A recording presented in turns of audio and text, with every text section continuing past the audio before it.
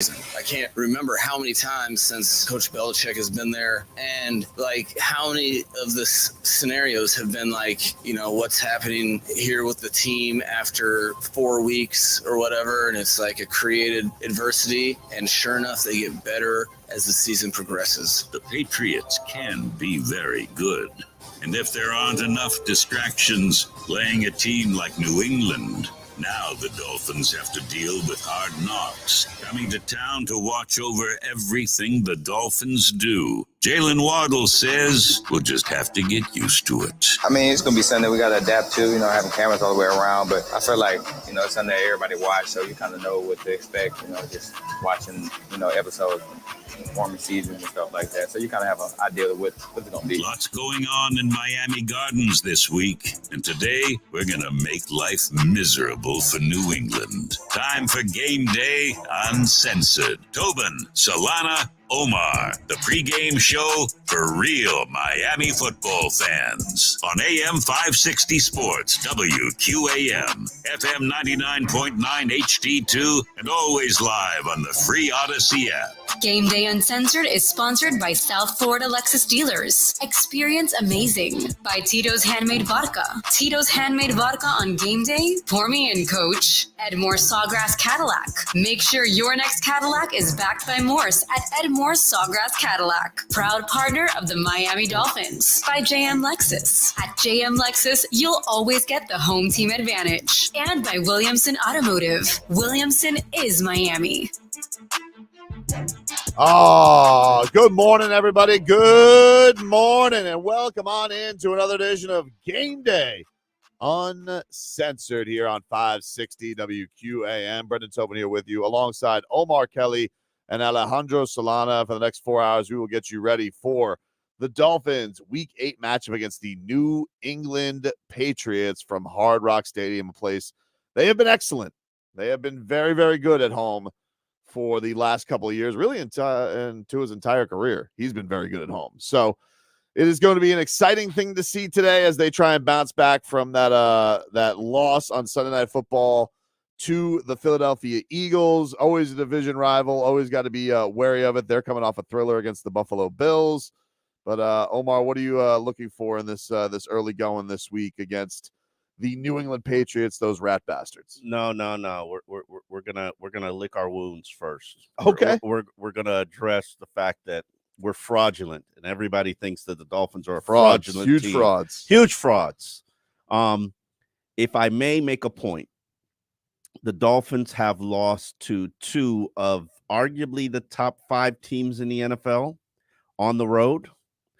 Yes, the margin has been wide, but if you look at what they did against the Eagles, I would argue to you, even though the score was 31 points, and the Patriots, and the Eagles probably had an opportunity to put up more points at the end, but decided to kneel it and, do the un-Mario Cristobal thing. Well, he kneeled it yesterday. Yeah. Oh, yeah. The OT. Yeah. He's been extra kneeling it lately. Hey, man, he didn't want that extra practice in the game. Hey, they won the game. They did. Let's OT killers. It could have been, these Hurricanes, they have a way of kind of derailing the season, and somehow he's kept the train on tracks, even though he's flirted with derailment for a couple weeks now. But I will make the argument to you gentlemen, and you gentlemen are very astute and intelligent, and so hear me out here, okay? Mm-hmm. We know Jalen Ramsey's coming back. We know eventually Xavier is going to be healthy, right? We know Javon is going to eventually play again with his concussion. I'm sorry, he's not going to play with a concussion. He's clear concussion protocol. He probably cleared it already, but Mike McDaniel is not about that. Taking chances life. You suffered a concussion last week. We're not playing you this week. We'll consider playing you next week. But I will make this argument to you. If the Dolphins defense played like they do against the Eagles every single Sunday, every single game day, you will win 12 games. Now, you might not beat the teams that you say you need to beat, like the Baltimore Ravens or the Dallas Cowboys or the Buffalo Bills, to absolutely unequivocally say you're a contender. But if you just take care of who you're supposed to take care of, you'll get to 12. Mm-hmm. 12 should put you in the running for home field advantage, at least for the first round, right? If, let's say, Kansas City, you don't beat Kansas City and you don't get the first round bye, you should at least have home field advantage till you play in the championship game, correct? Mm-hmm. Maybe, depending on what happens in the season finale against Buffalo. That's a pretty good chance that you can actually get to the AFC Championship game, right? It's a good path. It is, but if you fail to beat the teams that stand in your way or that we expect to be standing in your way come playoff time, whether it's home or away, then how do you feel confident that come playoff time, home or away, you're going to be able to jump that hurdle? I'm not telling you the Dolphins can't, but I do see the frustration from the fan base. Yeah, you always speak for the fan base. Yeah, I'm just saying that the two opportunities you've had here to show that you can hang with the elite of the NFL on the road. And by the way, if you would have told me coming into the game, which by the way, Omar did, Tobin, you were out last week. Omar told us the Dolphins' injuries today, what they're missing plays into the Eagles' strengths. So don't expect the Dolphins' victory. He told us no that. chance. So you were on the money last week, and I think you saw it. But if you would have told me the Dolphins are going into the NFC defending champs without two of their best offensive linemen, and they're going to lose Isaiah Wynn in the game, and Waddle's going to be banged up, and you're going to be without Xavier Howard and Jalen Ramsey, and they're going to put up a decent fight, but the Eagles are going to come out with the win. I would have said, yeah, makes sense. I'm not holding it against them, but I do see the frustration. You lose to the only two good teams you played already. Don't do that. Don't do that. Yeah, I'm just saying that. I get it. I get it. They're different, though, dude. Like, the difference in of feel bad that I had from the Bills loss to this loss is night and day. Like, the Bills loss was legitimately disappointing because they didn't play well in a lot of avenues. They got off the canvas in this game against the Eagles. Like, they were in a bad spot. They got down 17-3, 2 scores on the road. That could have been just absolute disaster, and they came back to tie that game with a chance to go up ahead. The Bills game, like, you couldn't stop them, then you couldn't score with them, then you were turning the ball over, then you were getting mauled. Like, there was just nothing good to take from that game. Correct. With this game, it's like, no, I think that team deserve way more respect than the Bills. They were in the Super Bowl last year. They're an actual measuring stick. And okay, there were a couple plays that swung it. It got away from you there at the end. What about that penalty disparity? Well, listen, I was trying to be gracious about it, Omar. I mean, if you want to talk about the cheating crooked refs, is it still true that guy was banned for corrupt? I don't know. Listen, Rocky in Philadelphia, who knows what they have at the docks there. What was that? There's the whole Reddit feed investigation. The whole Reddit feed. You can't trust it. I don't know. I don't know what to believe on the internet anymore. But what I do know is, yes, there was definitely some chicanery that seemed like it was going on. But that being said, like I think that the Dolphins could take away from that game, especially just coming back from that deficit to get themselves back into a position. It's primetime games on the road. It's going to be tough. Those are going to be hard games to win. This idea that the Dolphins are frauds, like, okay, great. So the Dolphins the only games that matter the rest of the season are the 4 against winning records. That's it. They're the only ones that matter for the rest of the year. We don't care about racking up wins. We only care about beating the Chiefs, the Ravens, the Cowboys, and the Bills. Those are the only 4 games that matter the rest of the season. This isn't college. This isn't a BCS. Who gives a rat's ass? Go play good football today. Take care of the business that you need to take care of, and things will fall the way that they need to fall. I personally believe that this is a completely different team at home versus on the road. Trust me. I think they're going to blow out the Patriots today. I think the Patriots are going to tap out by the third quarter, as every team has tapped out by the third quarter. I don't know. We need to check on the weather because it does look a little overcast today. So, we need that heat and humidity. But either way, you're going to take care of business if you are about that taking care of business life. What's funny about what Tobin says is everybody critiques the Dolphins. Oh, you haven't beat a good team. Yeah. But then when they look at what the Bills have done or what the Eagles have done, they use the Dolphins as a good team that those teams have beaten. Oh, well, they beat the Dolphins. Well, hold on a second. The Dolphins are good, right? Because they haven't been good teams. But when the Bills beat the Dolphins, no, Dolphins are frauds. Right. It's not the Dolphins aren't good. No, but it's Dolphins are frauds, which I'm like, wow. But then the Bills and the Eagles, they beat the Dolphins. Yeah. They beat the Dolphins. So to me, it's super hypocritical the way that gets played out. But Tobin, I'm with you, by the way. I liked how the Dolphins hung tough against Eagles. Like, I don't believe they're frauds. And I also believe as long as Omar just said, they win the games they're supposed to, they're good. They're going to make the playoffs. Everything's good. I'm happy. But no, you're not. You need to win. It doesn't concern you. We talked a bit about it last week. They don't have a signature win. They don't. They haven't beaten a team with a winning record going back to last season. What is this? They put up 70 points against somebody. That's I'm just pretty saying. signature. Okay. Nobody else does it. So you don't care? 70? You don't care? They put up 70 points on somebody. Against Sean It's Payton. one of the- Against cares? Sean Payton. Denver will get somebody this. Stop. Come on. Denver's 70 points, and they could have Look scored at more. They could have had the record. That's not signature enough for you. I'm just saying you They don't have want a rookie that came out of nowhere that averages 13 yards a carry. Let's beat one good team. They That's have all the I'm best saying. receiver in the That's all I'm league. saying. They have one of the best quarterbacks in the league. Grow some balls, Dolphins. Come on, let's win Look one at good the game. talent. They're getting Jalen Mother Bleeping Ramsey back today. Can you act for once like the sky's not falling? No, they cannot. For God's sakes, you got a good coach. You got a good team. I know you don't know what to do with your hands. Oh, I need us to. Great. I need us to beat a good team. Okay, so if they lose to the fighting Schnitzels next week in Germany, that'll put you at ease for once? That's what you need? And then what? And then if they go and lose a letdown game, are you going to be pissed about that? Do it overseas. And that'll be the thing. If they do go beat the Chiefs, they'll be like, international waters didn't count. It wasn't a hostile territory. Yeah. No. Wasn't a hostile game. The environment was neutral.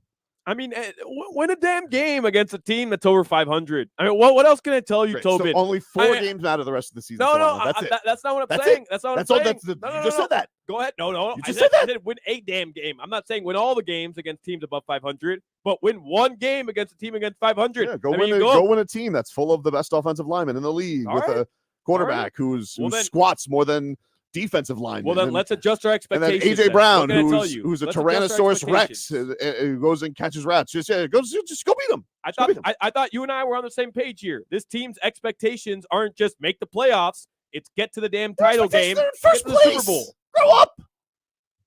They come back to go beat McCorkle today. Embarrass him. That's my signature win today. I want to go embarrass the Patriots. I want to sweep the Patriots. That's what I want. Keep Bill Belichick the hell away from Don Shula and embarrass a bunch of Bostonians today. Oh. That's my signature win. The damage is done with Philadelphia. You'll see him in the Super Bowl. That's it. Okay. All right. Everybody's out. Oh, I need a win against a winning team. Oh, okay. What are we in? Conference USA? Listen, this is who we are as fan base down here in South Florida. You know, it's never going to be good enough. And I understand where both of you coming from. All I got to say is just take care of your business. Exactly. Take care of your business. Check with me when you got Teron Armstead and Connor Williams and Jalen Ramsey and a healthy Xavier Howard and Javon Holland. Check with and Devon Achane. Check with me then. And then, you know, you might have other injuries, but check with me then. Didn't I just name top 10 players on your team? That's a lot of top 10 players on your team. No, the Dolphin fan right now would rather win. If I told the Dolphin fan, you can only have 9 wins, but they're against the winning teams, that apparently will make them feel better than winning 13 games. Yeah. Apparently that's better. I don't know. Listen, call me crazy. I get it. It's disappointing when you see these heavyweight fights and you can't win the heavyweight fight for the belt. But is this the time to play for the belt right now? Or is this the time to keep progressing and keep developing? I found Mike McDaniel's comments after the game very interesting, where he said, heading into the game, this is what I told our team. We win this game. We're going to be the talk of the NFL. We're going to be the best team since sliced bread. We're going to be the team that's going to win it all. We lose this game. We're frauds. Mm-hmm. We're pretenders. And he said, neither one of them are accurate. You know, and it's true. No matter what happened, neither one of them would have been accurate. And I don't think this team is frauds. I think When you get Teron Armstead back on that offensive line, and hopefully it lasts, hopefully it stays for the remainder of the season. Like, let's hope we can get 8. Yeah, let's hope get 8. Doubtful. Wow, damn. It's like that. That he might not be wrong about. let's get Connor Williams and Xavier Howard healthy from the groin. I know Jalen Ramsey's going to play today, but I'm probably guessing he's probably at like 70% to who he should be. But let's get him more comfortable. Remember, this is like training camp for him. And then check back with me. Check back with me in December. Let's holler in December about this whole fraud contender situation. We'll take a quick break here on Game Day Uncensored. As Omar mentioned, the return of Jalen Ramsey is expected today. What does that mean for this Dolphins defense? We'll get to that as Game Day Uncensored rolls on. We take you up until kickoff.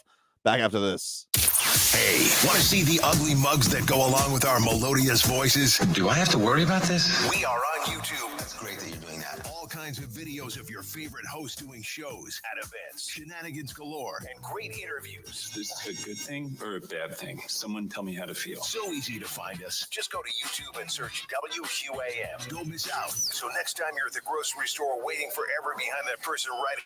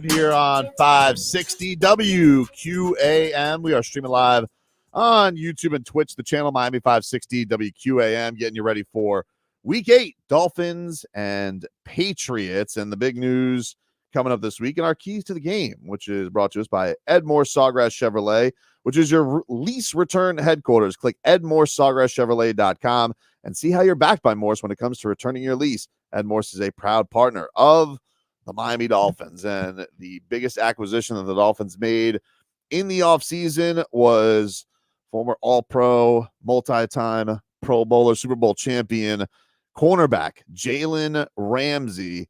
He is looking to make his debut this week. Very, very exciting. As we got the news early in camp that he had suffered a knee injury. There was reports that this was going to keep him out until December. Well, here we are, days before November. And number 5 is looking like he's going to make his debut. How big a deal is this, Omar? It's a huge deal from the standpoint. I know he tweeted out a picture where he had the Patriots game circled. I need a timestamp and a date on that to actually believe that was accurate. At no point ever did I ever hear. I did hear Kansas City. At no point ever did I hear Patriots, but hey, he's a week ahead of schedule. I am concerned from this standpoint. I've watched him all week at practice, and there is a lot of hesitation regarding his back pedal. There's a lot of uncertainty and discomfort, and the coaches are aware of it, and they're looking and they're checking. I've never seen a player watch closer in practice in my life, ever. Like, there are eyes on him at every single movement that he makes in every single drill. And they're watching, they're scrutinizing. Obviously, they feel comfortable enough to give him the green light to play. And we all know Mike McDaniel is not Mike McDaniel is a very cautious guy when it comes to injuries. And I support that. I support who he is, because you can't trust NFL players when it comes to injuries. And you can't trust them to tell you the truth. Now, my fear and concern is that Ramsey has pushed this so that he can become a legendary player coming back 3 months after the meniscus injury. And look at the heroics that he is. I think he wants the story a little bit too much, and which makes me concerned. I would feel a lot more comfortable if he came back after the bye. But here we are. I'm excited about it, man. I mean, I almost feel like it's been funny because this is such a big deal that they acquired him in the offseason, and it just felt like it was just shelved. Like, you just put it to the side. It's like, oh, we don't even know what life with Jalen Ramsey is going to be like. But, to see what the secondary has gone through, I think Vic Fangio said this week they've been in flux all season, and now you really have an anchor out there to add with if Xavier does come back today, like, to have that tandem of, just all the prowess that Jalen Ramsey has, the ball hawking skills that Xavier Howard has. It just feels like it puts everything just better back into place. It's huge, Solana. Yeah. No, I mean, the hope is just that he's ready. That, like Omar said, he didn't force this to be back early enough to join the party. Because that's, imagine from his standpoint, right? Joins in the offseason, and you mentioned it. Seems like the news got shelved, and all of a sudden, like you said, they're putting up 70 points against the Broncos, and it's this big party. They're the talk of the NFL, and Jalen Ramsey was supposed to be a big part of it, and he missed out on all the fun. But I just hope he looks right, and there isn't, any situation where he has to go back to, injured reserve or whatever, because that to me would be a huge bummer. And I'm with Omar. I thought it was going to be after the bye that we saw him, or maybe even next week. But, bro, it's Jalen bleeping Ramsey. Like, if this guy feels like he's ready, let's go. Yeah, well, I think that just the idea, we've talked a lot about how cautious the coach is. I don't think they let him come back, especially on a faster timeline, if he's not able to go. Yeah, you know what? His little war of words with Adam Schefter during the week, where he was just like, oh, hey, calm down. Like, you guys are reporting things that I don't really know. Because this really, to Mike McDaniel, was, if Jalen feels like he's ready, we'll play him. Jalen has not decided if he's ready yet. And I know you're like, yeah, right, whatever. I can honestly tell you, after watching practice and watching them scrutinize him, I and watching him like sit there tapping his leg and when a guy's hurt. Come on, Solano, you've been hurt like every other week. Like you know when a guy is hurt, and it's and it's mostly mental. And you could see him going through the paces from the mental standpoint. And I'm going to sit here and say, I don't think he's ready, but I think he's going to be out there. And more than likely, this is what I've been told. Don't know if it's true or not, because things change. But I've been told he's going to be the nickel package guy, which is Cater's going to remain the starter. But when they go 3 cornerbacks, Jalen's going to come onto the field. It would kind of limit his snaps, allow him to get some work in. I know Dolphin fans are going to be like, oh, we need him on the field every single snap. I don't know if he's ready for that yet. You probably don't against McCorkle. Yeah, exactly. And this is the opponent where if you're going to – your first game, you don't want it to be against Patrick Mahomes. I'm sorry. You just don't. You're not going to cut your teeth against Patrick Mahomes. It's going to be a bad look for you. So I think this is important for him to get out there on the field, test this thing out, see where he is. If he has to scale it back, he can scale it back, sit next week, bye the week after that, then come back against the Las Vegas Raiders. They got a pretty good cornerback, Devontae Adams, and we see where we are. I look at this as, let's see, not he's back. You understand what I'm saying? Yeah, but you know what? Every opportunity that you can get, even if it's not every snap, but every opportunity you can get to have Eli Apple not on the field, I think is a huge plus. Let's for the Dolphins. Let's hear a little bit on the return of Jalen Ramsey. Here is Tua Tagovailoa on his first impressions of seeing Jalen Ramsey in a few practices with the Miami Dolphins. He had a really good week. Very impressive how he runs with our fast guys. How he transitions in and out of breaks with them. Some of them, it was almost mirrored while our guys were running full speed. And for him to break down on a dime the way that they break down is very impressive. So, we're hopefully getting that guy wrenched up to go into the game, or, hopefully we get him back sometime soon. The hell's wrenched up? Wrenched is that up. Throw a wrench into things? Wrenched up is what I'm telling you, brother. It's nickel package work. Right. It's progressively get him going. I know Tua sent us all into a panic about Tyreek this week. So, oh my God, so mad at Tua. Yeah. That's a logical. Maybe he's just getting good at gamesmanship. And I think Tua wants to play without Tyreek. Like, I want to show you guys something. Oh, stop! He did it. seem very. He did seem very excited to have a Jalen Waddle week. He was like, I think he feels bad for Waddle. He does. He does. He throws the ball like the Waddle 10 times a game. I love Jalen Waddle too. I want Jalen Waddle across the century mark. Here's Vic Fangio. Fangs was feeling froggy this week. This is him on what getting Jalen Ramsey would do for his defense. In many ways, not the only way, but your corner's abilities govern your defense. And if you feel confident in them that they can, play good outside the numbers on the routes you get out there, it has an effect on what you do defensively. There's no way around that.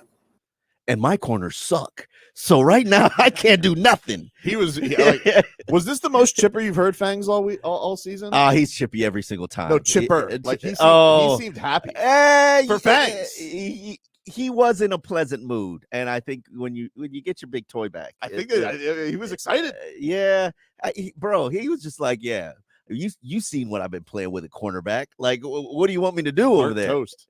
Yeah, and last week with Xavier, oh my God, it was, and I'm big on the Xavier disrespect. Like I'm sorry, I can't. Nobody in the NFL has more interceptions than this guy, and since 2016, and every fan's like, he's trash, he's washed. Where is he at, Omar? Do you think he's gonna go today? Yeah, I think he's gonna play today. He's not. Is he gonna be 100%? No, but he practiced all week. Mike McDaniel, you know, Poor bastard had to play all last year with a groin torn. So. two. Two torn. I didn't even know that was a thing. I didn't know. Yeah, he tore them both. Wow. It looked like it. Oh wow! See, I can always expect the fan disrespect to come. Next, you're gonna tell me Grown would be fine if he wasn't at Tootsie's all the time. Well, I don't want to go there. I don't want to go there. But listen, I think he's, you know, X is 30. You know what time it is when a player is 30. Is he going to be continuously elite? I don't know. Now, but I think he's still a good quarterback. I will tell you this. And for everything that everybody says about, oh, Jalen Ramsey's this, Jalen Ramsey's that, and Jalen Ramsey's a hell of a player. You know who has 26 interceptions and who has 17 interceptions? One of them, Xavier, has 26. Jalen Ramsey has 17. And they both shadow the majority of their career. So don't sit here and just say, oh, it's just godfathered in that Jalen is the far superior player. Jalen's probably the better athlete, but tell me who has better ball skills? It's Xavier Howard. By the way, X wants to go up against Devontae Parker. Oh yeah, absolutely, no question about that. Yeah, of course he did. Last time it was a perfect pass to him. He literally runs Devontae's routes better than Devontae runs his routes. He loves going up. Yes, he does. Parker. He has locked down Devontae for like 7 years in practice.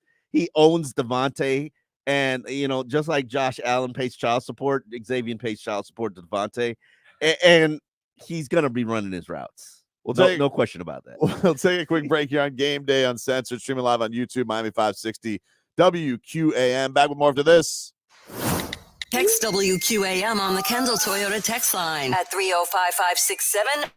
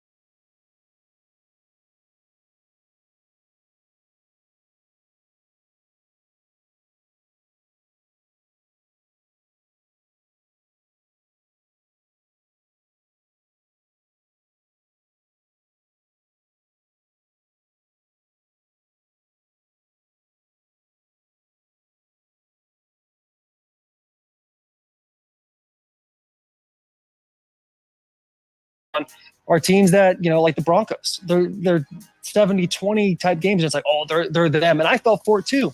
I bet them the next week when I think they played the Bills, and I was like, no, well, got bonked on that one. And then Philly, same thing. I bet on the Miami again, and they just didn't do it for me. So I don't think Miami's in the conversation the way the Ravens should be now. I got to tell you, last night to me was more about the team that lost 31-17 because it's fraudulent. It's not what everybody raved about what it is. It's just if they can't run the ball at all, if you just say we are going to take all of your sleight of handoff away, all your speed this and your counter this and all the hocus pocus that you try to run the football with. If we take that away and make Lil Tua stand back there and try to beat us with his arm, he cannot beat you with his arm. And by the way, he got away last night with 4 or 5 completed passes that were just passes and prayers. He just flings it up and it floats and somehow somebody catches it. He was very lucky he didn't have 3 or 4 interceptions last night. Yeah, I think what surprised me the most about coming into this game was I thought coming into the game, the Dolphins were legitimate Super Bowl contenders. I think after watching them in person tonight, I can confidently say they're not. I don't think this team is going to go to the Super Bowl. I don't think they're good enough to do it. I think that you've seen pretty consistently when they play a physical good team, and they really only played 2 of them this year, they've gotten demolished in both those games. So I definitely think that was my biggest takeaway from the game about what I learned.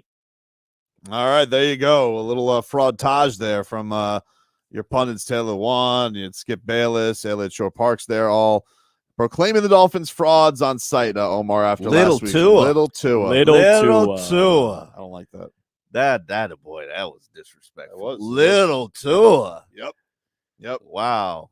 First he's Thickums, and now he's Little Tua. Can't make up our mind with him, man. Yeah, man. Can't make up our mind. But yes, the Dolphins, they have lost now to the two physical teams. We talked about this a little bit on the top of the show with them and the media facing this. They're facing this criticism with the idea of they can't beat the good teams. Mm-hmm. I will agree from the standpoint. Okay, when they face physical teams, yeah, you probably got issues. That's not your forte. The 49ers, the Ravens, probably at Buffalo. And I said the Ravens, Buffalo, and Philly. Okay, those are your physical. Am I missing anybody? Maybe Tennessee? Yeah, I mean, if we're going back to last year, they did beat the Ravens last year, though. Yeah, I know, but that's come on. Calm down. Calm down. Didn't Tua throw like 5 touchdowns in that game? That's going to be, yeah. That's nice. Calm down. Was it? That's a different, that game is going to be a lot more trouble than you think it is later on in the season. That is going to be them in Tennessee. If Tannehill comes back and it's Tannehill revenge, those 2 games are going to be the games that I can promise you they're going to be trouble for you. Yeah, but the thing with the Ravens, this is a team that lost to the damn Colts and Gardner Minshew. Anybody can get you on Sunday. Don't be disrespectful. I hate when people do that. I'm just saying the Ravens go and they beat the Lions. We want to talk about fraudulent teams. The Lions. Okay, the Lions, maybe in the worst division in football. They win some games. They're good. But they beat the Lions, and everybody's like, oh, the Ravens. All of a sudden, the Ravens. Like, what are we doing with the Ravens? They lost to the damn Colts. If anybody can get you on Sunday, shouldn't it be impressive that the Dolphins have only lost games they're underdogs in? I keep trying to make that point to people. And they're doing it without their best players. They are doing it without their best players. Some of their best players, Tyreek Hill and Tua. He's played in all those games. Okay, those are 2. Oh, who we got? Tua's walk out. Mm-hmm. Is he wearing a skirt? They actually had lava. They had him on the hip. I think it might have been a little cold. It looked like he was wearing a windbreaker. Cold. It was a long shirt. It was a long black shirt. There you go. So, but was there a lava? I don't know. They had it from hips up. He generally wears the lava at home. So knowing television crews, they would have shown the lava. I'm sure we'll get one from their social media. Yeah. The full walk in. I hate when people bring up the schedule and people bring up, oh, these teams are fraudulent. Like, okay, were the Patriots fraudulent before or after they beat the Buffalo Bills? Answer that question. I want an answer. You're talking about this year's Patriots? Yeah. They just beat the Buffalo Bills last week. Were they fraudulent before or after that? The Bills or the Patriots? They're still frauds. I mean, they're not even frauds. They're just bad. The Bills? You're talking about the Bill. I'm confused by your question. No. were the Patriots fraudulent before or after they beat the Buffalo Bills last week? They're still bad. I think you can only be fraud if somebody claims you're good. Okay, well, they just beat the best team. Are you talking about the Bills or the Bills fraudulent? No, I said the Patriots. Yes. I'm still confused by the question. Okay, Why would the Patriots be frauds? The Patriots can't be frauds because we know they're ass. Okay, but they just beat the Bills. Yeah, but like you say, anybody can beat anybody. That's my point. Anybody can. The Cardinals can get you. The Cardinals. Who are the Cardinals playing this week? Let me. Ravens. Cardinals can get the Ravens. It can happen. It can very well happen. Any one injury, like, don't underestimate the replacement of Lester Cotton for Isaiah Wynn. I mean, Lester Cotton got his face beat in all game, and obviously, anybody who really plays against that interior of the Philadelphia Eagles defensive line, good chance you're going to get your face beat in. Yeah. So Isaiah Wynn could have very well gotten his face beat in as well. But all week you don't practice, and then you're going up against the best defensive tackle in it's the a league. bad spot. Bad spot to be in. Things were not set up for the Dolphins to succeed in that game. They weren't. And that's why I'm saying, like, the Bills game hurts worse than the Dolphins game, but it's not a matter of fraud or measuring stick. It's like, yes, I do think that one of the things that made the Bills game way more disappointing than last week is last year, Dolphins Bills was possession games every game. They were all close. Yeah. This year, so you thought coming into this year, oh, this is going to be a competitive game. And it wasn't. It wasn't at all. Not with Liam Eichenberger Center. I'm sorry. No, it wasn't a competitive game. The games are about matchups. And when you know the game of football and you know the matchup, when somebody, and I said this to you last week, when your strengths play into my weaknesses, bad look for me. Yeah. And that's how you can really sort of predict the outcome. Like the Patriots' strengths, which is running the ball, they don't play into Miami's weaknesses. You're good. Miami's strengths, which is the passing game, plays into the Patriots' weakness, which is their secondary. You're good. Like, last week, Eagles, yeah, their strengths played into your weaknesses. You're going to have a tough day. And then turnovers have to be your equalizer. And Dolphins actually got turnovers, which is what kept the game close. Yeah. What'd you call that? The fraudtage coming in? Yeah. The fraudtage? Yep. How about we don't make these sweeping conclusions on teams in week 7? How about that? Right? Like you say any team can get you in the NFL. And I strongly believe that. Any week, anybody's good enough to beat anybody other than, the Chiefs maybe. But the Dolphins can get got. The Dolphins have lost to 2 really good teams on the road. Doesn't mean they're frauds. Like, I hate hearing that. All of a sudden you're calling him Little Tua. Like, what are we doing there? Well, I don't understand what they're doing there because they lost to the defending champion, NFC defending champs. Like, I really don't. I don't get think they're frauds. that. I think what's fair to say with the Dolphins is they're not proven. That's what the year is supposed to be. Right. They made the playoffs last year. They have very lofty goals this year. Very lofty. And have they shown that they're able to get to those lofty goals? I would say they haven't shown that yet. No, they haven't. They're not a perfect team. But I also don't think this. But they haven't. If you follow the team, strength. this isn't the finished product of the team. And Mike McDaniel says that all the time. We're not there yet. We want to be peaking at the right time. There are players who could be playing. You could have played Xavier. Xavier was pissed he wasn't playing. But you know what? He's thinking this is for the greater good of the team. I need to get right. I can't be out there at 70% like I was last year. I'm going to hurt the team. Now, there's a chance he might not play today too. And or he might be limited in terms. I really wish that he were limited just from the standpoint of, or at least put the game away. Maybe you could play Cam Smith, even though Cam Smith is battling a foot injury. You don't need to play Xavier 50 snaps a game. And I've always said this. I'm like, I have no idea why cornerbacks don't take a series off or rotate. Wide receivers do it. I see if you really pay attention to the Dolphins, Mike McDaniel takes Tyreek off the field, runs the cornerback that he's going to attack to death, and then puts Tyreek on the field to go run a go route. Yeah. And it's like brilliant strategy. Like, I'm sorry, Tyreek comes off the field, Xavier should come off the field.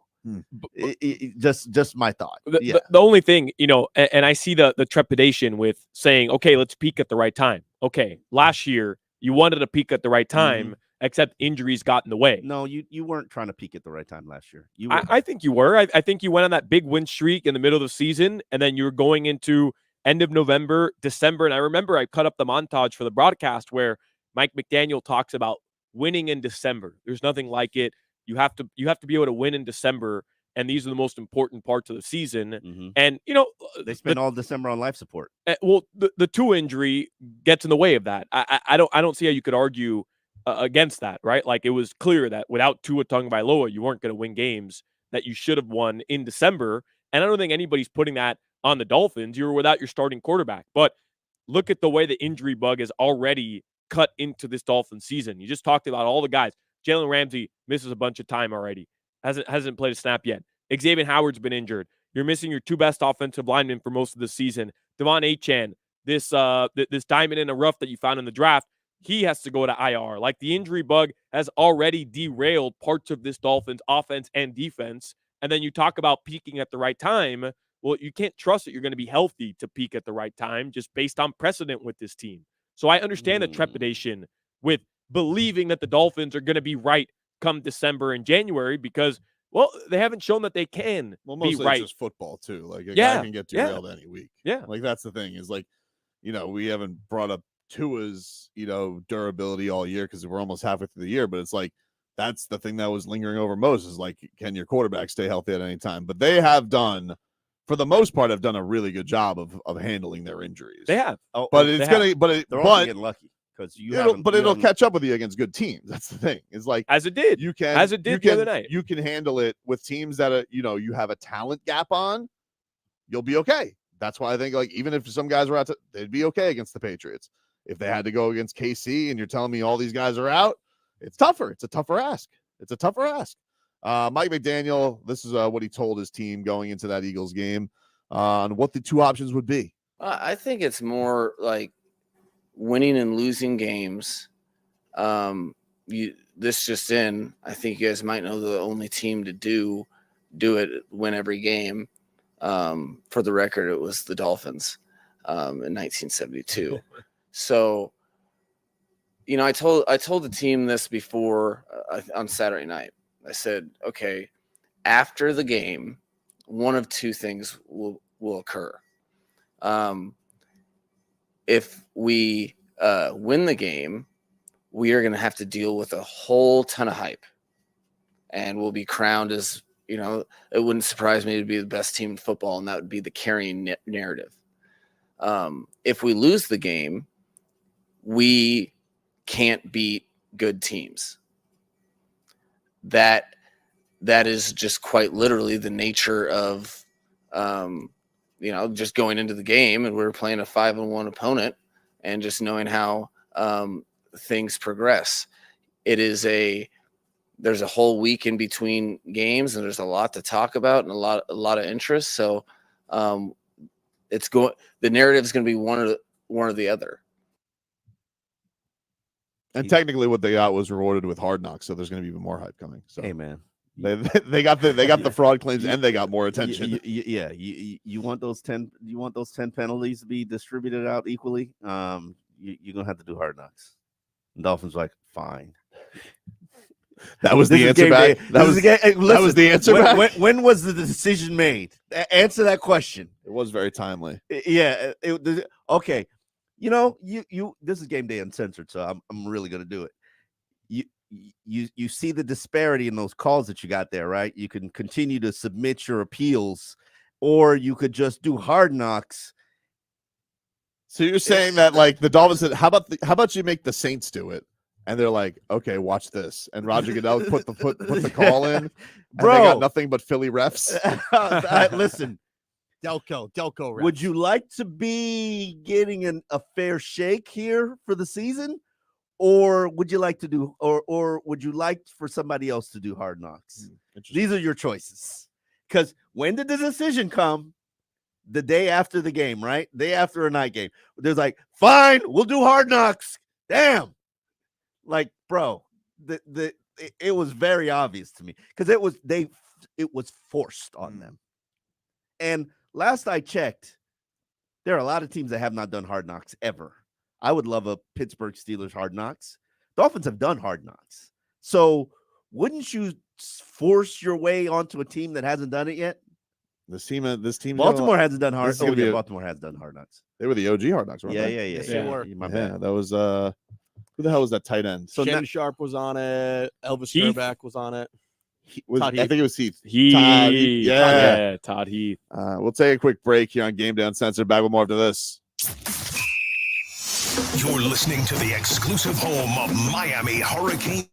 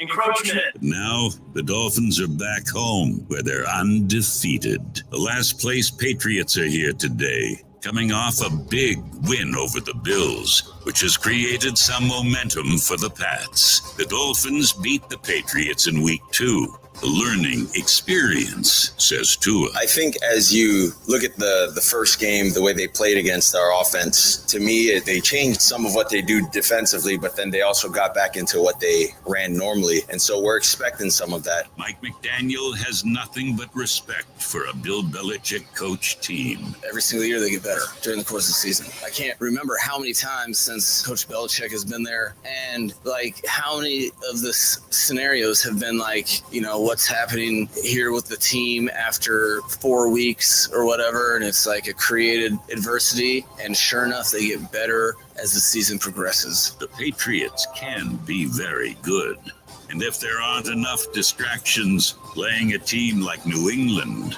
now the Dolphins have to deal with hard knocks, coming to town to watch over everything the Dolphins do. Jalen Waddle says we'll just have to get used to it. I mean, it's going to be something we got to adapt to, having cameras all the way around. But I feel like, it's something that everybody watch, so you kind of know what to expect, just watching, episodes, warming seasons and stuff like that. So you kind of have an idea of what it's going to be. Lots going on in Miami Gardens this week, and today we're going to make life miserable for New England. Time for Game Day Uncensored. Tobin, Solana, Omar, the pregame show for real Miami football fans on AM 560 Sports, WQAM, FM 99.9 HD2, and always live on the free Odyssey app. Game Day Uncensored is sponsored by South Florida Lexus Dealers. Experience amazing by Tito's Handmade Vodka. Tito's Handmade Vodka on Game Day. Pour me in, Coach. Edmore Sawgrass Cadillac. Make sure your next Cadillac is backed by Morse at Edmore Sawgrass Cadillac. Proud partner of the Miami Dolphins. By JM Lexus. At JM Lexus, you'll always get the home team advantage. And by Williamson Automotive. Williamson is Miami. All right, welcome back in, everybody. It is Game Day Uncensored here on 560 WQAM. Tobin here with you alongside Omar Kelly and Alejandro Solana. Appreciate Trevor Harris producing today's program as we are getting you ready for Dolphins and Pats. Week 8 of the NFL season from Hard Rock Stadium. Hope everybody is having a nice, easy travel down to the Rock, getting your tailgate on as you'll have all those Sully and Murphs hopefully going home sad today. Never more scared for my life than I was when we shut down alcohol sales at a concession stand for a Dolphins-Patriots game. The O'Keefes and the O'Malleys were not happy. Oh, I can imagine. God. Yeah, they were. Sully and Murph. Oh my God, they were pounding on the plexiglass. Like we had to shut the windows just because they didn't understand the concept of alcohol sales getting shut down after halftime. It was crazy. A little different now, though, right? I think they wait till like the end of the third. I know. To shut down. I can understand. Yeah, they're so ruthless. I think they changed the rules for that week. Yeah. I did not appreciate it. Come on, shut down at halftime. After MetLife, halftime. MetLife does it at halftime. No. By the way, You gotta take care of these. You can't have these O'Keefes and O'Malleys drinking all game. They'll just fight everybody. You can't. We just watched during the break. Jalen Ramsey has dropped a comeback video, which was Goosey's galore, in my opinion, Omar. It was good with a little Meek Mills. Yeah. Because Meek gets the hype going. Yeah, and he showed you his nasty looking knee. Really gross. Yeah, it was really gross. Was it? Yeah. Oh, come on. Yeah, Injury, the guy who has like 3 surgeries per year. He had 3 years to come back. One guy was back in 3 months. You took 3 years. No, I'm still not back. I had that surgery last year. I'm still not back. I can't do half the things he can. Oh man, It's crazy though. Like the regiment he has to be on to be ready at this point with the meniscus surgery he had. Seriously, I'm not Jalen Ramsey. I realize that. You're a regular human. I am less than regular. I am the most mortal you're possible. Substandard human. I am a bitch, to put it clearly. But with that being said, I'm very aware of that. But with that being said, it's crazy that he's going to suit up today and that he feels comfortable enough to suit up today. It really is, because the meniscus surgery he had, like, you're supposed to be off your foot for 4 to 6 weeks. And this dude is back already, in what, 2 months? He ditched the crutches probably maybe 5 days into his surgery. Yeah, that's crazy. And man. I was just like, what are you doing? Why are you letting him be this irresponsible? And everybody just turned a blind eye to it. And he's built different. I mean, these guys are it's a testament to how these guys are just built different. You know, it's funny you say that because I've always, because I began my career covering elite teams, and this is not a brag. Like, I began my career in sports covering Florida State when they were the power. They were Peter Warwick and Chris Winkie and Bull Ware and all those guys. And then I moved to the University of Miami when they were the power. So I'm just accustomed to seeing elite athletes. And so I can literally watch a game. I believe it was I was watching Boston College one time. It was just on. And then Zay Flowers was a freshman. And I was just like on Twitter, like, who the bleep is that guy? Like, when I see an elite athlete, it just clicks. Like, it's very easy for me to identify. And Jalen Ramsey is an elite athlete. He's always been an elite athlete. He's been an elite athlete his whole life from freshman year on. And those guys are rare humans. They're rare specimen. And so they do things a lot differently. Like, I could tell you, watching what is his name? Cornerback for Grimes. Watching Brent Grimes jump out of a pool, like, he doesn't walk up the stairs. Yeah. He literally jumps out of a pool, and that's his routine. And he was doing that after an Achilles injury, and he consistently just did. That's how he trained to come back from his Achilles injury, jumping out of a pool. And just those unique athletes, the Cam Wakes, the Brent Grimes, the Jalen Ramseys, the Tyreek Hills. Tyreek Hills is an ultimate freak of nature. She don't get hurt. We do need that sound. We have to find that sound because he says it so much to me. I'm like, anytime I see him limping, I just say to myself, Cheetah don't get hurt. He cramps. Yes. He cramps. Yes, he cramps. He says it's a problem. He's had it his whole and honestly, I watch him drink Pedialyte. Like, have you ever had Pedialyte? I don't yeah, I think I've tried it for like a hangover. It is the most disgusting substance ever. How you could try to encourage your kid to drink that thing, it's disgusting. That's not true. It tastes like Gatorade now. No, it does not. So when you get on the Dolphins team plane, it tastes like liquid Jello. So when you get on the Dolphins team plane, yeah, it's crazy. You walk on, and as you're about to go into the aisle, it's snack galore. Yeah. I'm talking about peanut M&Ms, any snack that you can think of is there, right? Yes. But it's water bottles and Pedialyte, the giant Pedialytes. Yes. Mm-hmm. There's enough for 20. Everybody can grab 20 if they want. It's just nonstop Pedialyte. These guys are chugging Pedialyte. They've been chugging Pedialyte for a long time. Prior to now the flight over. Now there's Sport Pedialyte too. Sport Pedialyte, correct. Which I think is ridiculous. It's prior to the game, so flight there, Pedialyte. Yes. After, everybody's got Pedialyte. Yes. Water, Gatorade, Pedialyte. Bus Pedialyte. Yes. It's crazy the way that these guys chug Pedialyte. It is so disgusting. It's not that bad, Omar. It tastes like Gatorade. I'm telling you. It does not taste like. It tastes like liquid Jello. I think he just wants it as fuel because he's probably like a car that no gas really matches his engine. It just doesn't. He's too fast. That's why. It's he's always cramping. He's doing whatever 7 IV bags. I gotta see how quickly he could get an IV bag because he literally can get an IV bag in 5 minutes. He's like, yeah, I don't how do you what are vein. you doing to get this IV bag in 5 minutes? I need somebody in the medical community to show me how you do an IV bag in 5 minutes. It's incredible. But Cheetah don't get hurt. Cheetah don't get hurt. And so when we heard that this week, I was like, wait, that doesn't make sense because Cheetah don't get hurt. I agree with you. Doesn't mean it was well, what do you mean? He said I don't get hurt. Listen, Mike McDaniel said it's how you maintain a Ferrari, okay? You don't rag it out.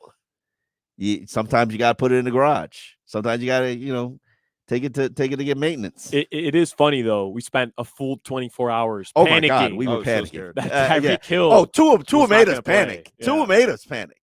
He's like, all right, we'll play a couple weeks Because without I thought it Tyreek. was a Like, case of too honest Tua, and it was it was a case of honest Tua. Maybe it wasn't though. Maybe now we have a new character lying Tua. I don't know. No, Because you Tua would never can't think. lie. I don't know. Cheated don't get hurt, and Tua can't lie. Why can't a quarterback? We see he develops in all parts of his game. What if this is just a little gamesmanship from Tua? You know, just throw a little. He's undefeated against Belichick. There is no gamesmanship. I don't know. That this guy can. He's got an honest gene. Conniving Tua. Conniving Tua. Okay, yeah. Like this, bro. He cannot lie. He cannot tell a lie. He cannot say Brian Flores' name, and he cannot tell a lie. I'm telling you right now, we don't know what this evolution could be for him. He could have all these different layers that we're unaware of. He's an onion. I said it last week. This guy's he's a damn onion. I said it. I wish they were in town because I'm going to ask him like, Tua, how good are you at lying? I wish we had a Wednesday availability, but they'll be in Germany. Damn. Like I really want to. He can't lie. He can't. I don't know. You think he misled you? I think he did. I think he was giving the report that the team was giving him. I think there's something. I think it was something. it was a very ominous thing. It was like, when we get him down the line, it wasn't a lie. It was just he could have been down the line this week. It was a diversion. He could have been like down the line this week. Technically, he didn't lie, but he made us all think that he was being super honest. But you know who was lying? It was Tyreek. Tyreek's like, yeah, I want to spend time with my kids. Take a quick break here on Game Day Uncensored. The Patriots, they still deserve the Dolphins' respect. That's next. WQAM broadcasting live from the Ed Moore Sawgrass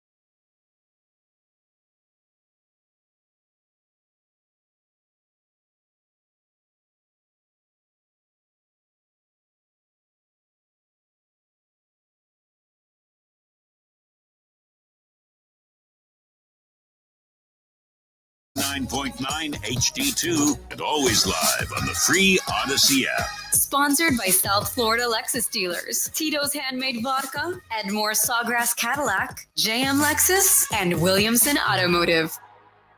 All right, welcome back, everybody. It's game day Uncensored here on 560 WQAM. Dolphins taking on the Patriots this week. A rematch from week 2, Sunday Night Football. Dolphins winning in New England, which was a close game. You know, that stupid kid who came out of nowhere with the blocked punt. Yeah, or the blocked field goal. We didn't see that again. Like, after that happened, it seemed so obvious. Why wouldn't you just do that all the time?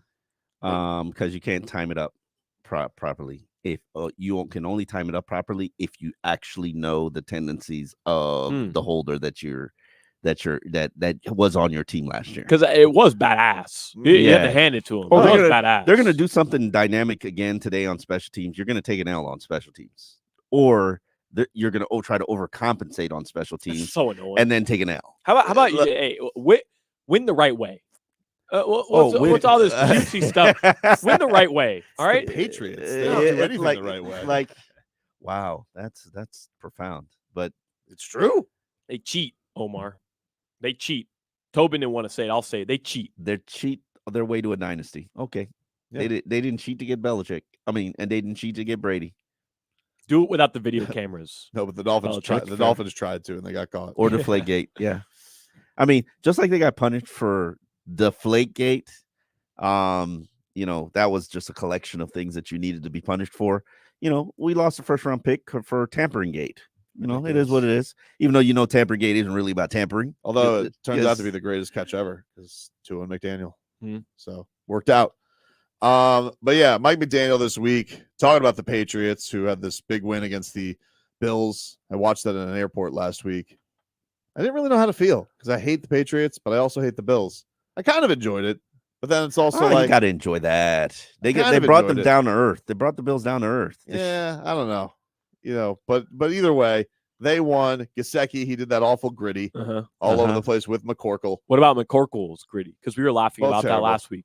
It's Marcel from ESPN. Marcel, I can't even say Louis his name. Jacques. Louis Jacques. He calls it the skedaddle. He calls their gritty the skedaddle. Yeah. Well, Mike McDaniel, he said the Patriots, they always get better under Belichick throughout the season. It almost makes me feel like the human population is senile because it's like every single year. It's one of the things that I'd be so proud if I was a part of the organization and what we're trying to do here that you earn every day. But every single year they get better during the course of the season. I can't remember how many times since, you know, Coach Belichick has been there, you know, since I think he got a start when I was going to prom, right? And like how many of the scenarios have been like, you know, what's happening here with the team after 4 weeks or whatever, and it's like a created adversity, and sure enough, they get better as the season progresses. Yeah. Well, they still deserve the Dolphins' respect, though. Like this team, this Patriots team that's benched McCorkle like 3 times this year already.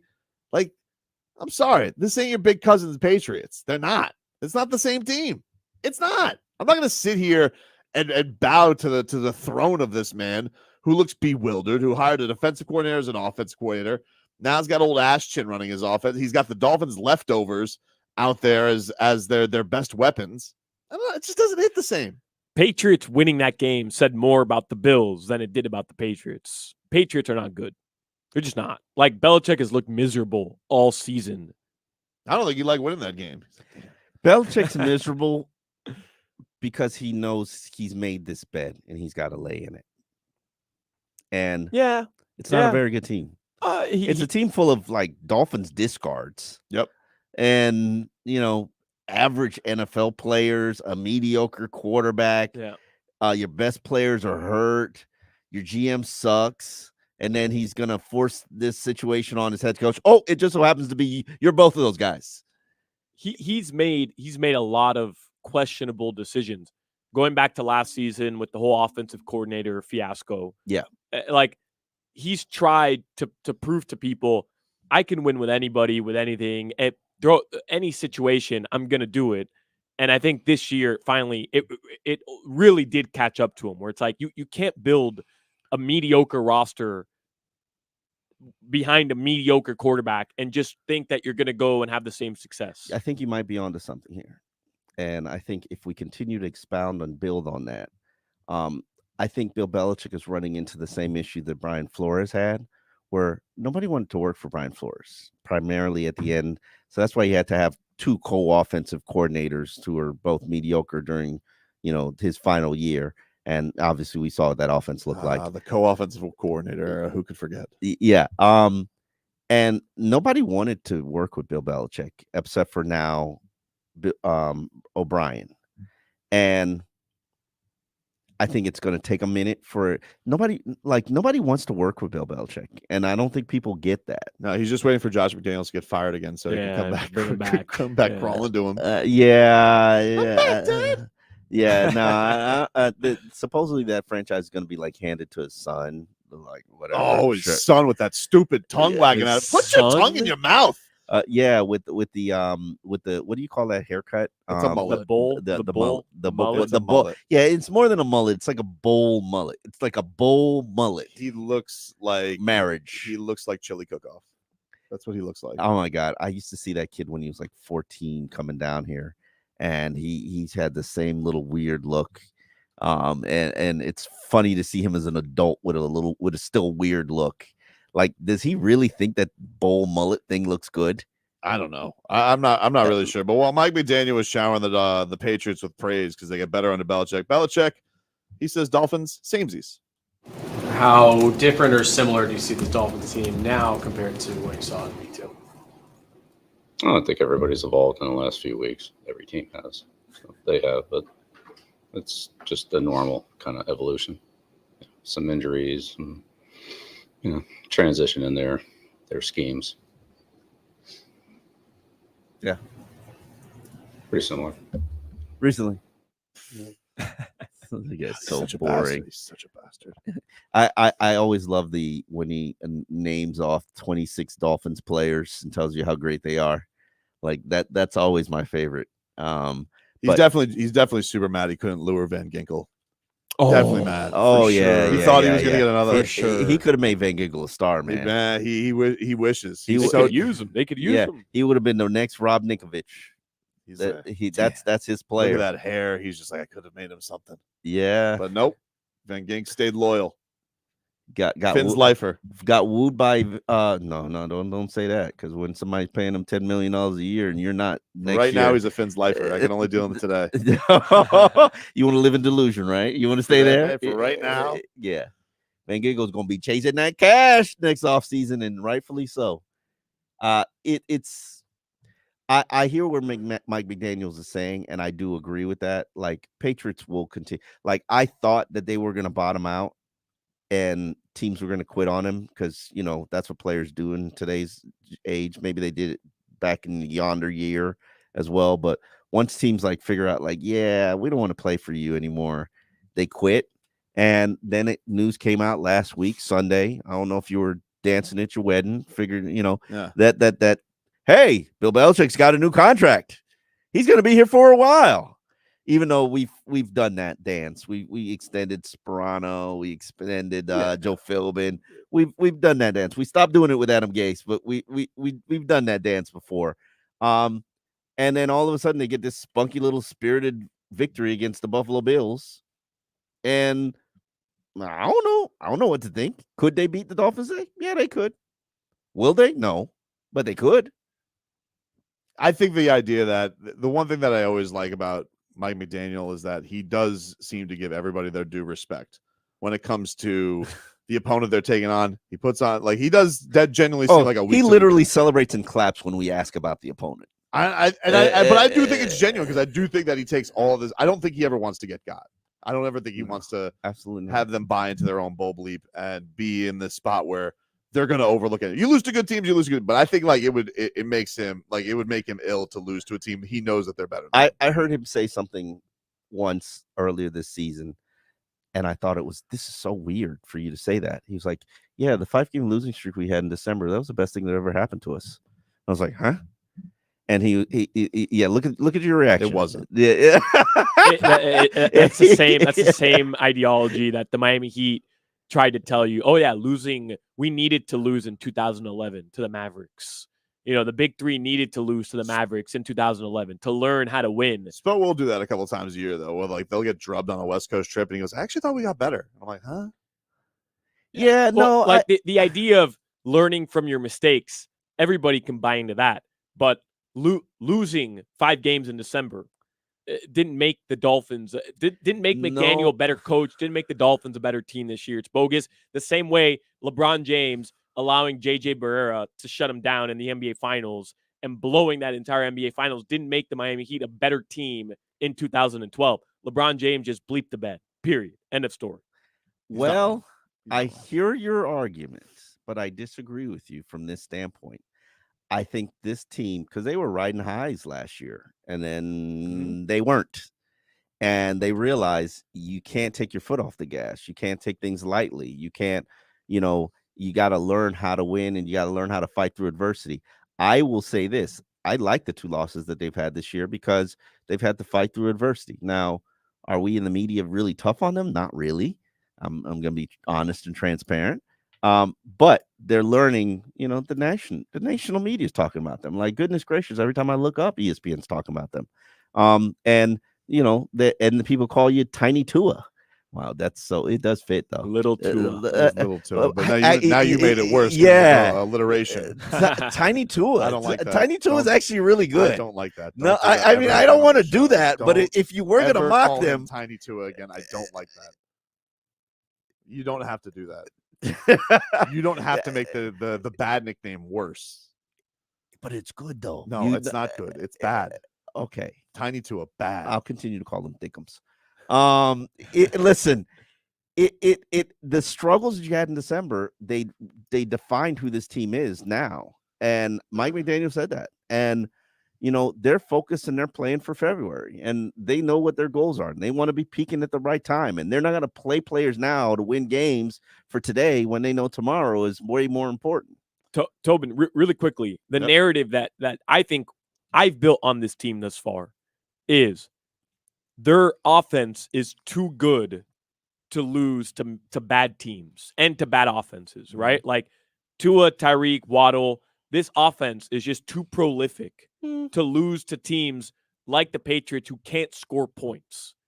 And losing today would severely cut into that narrative.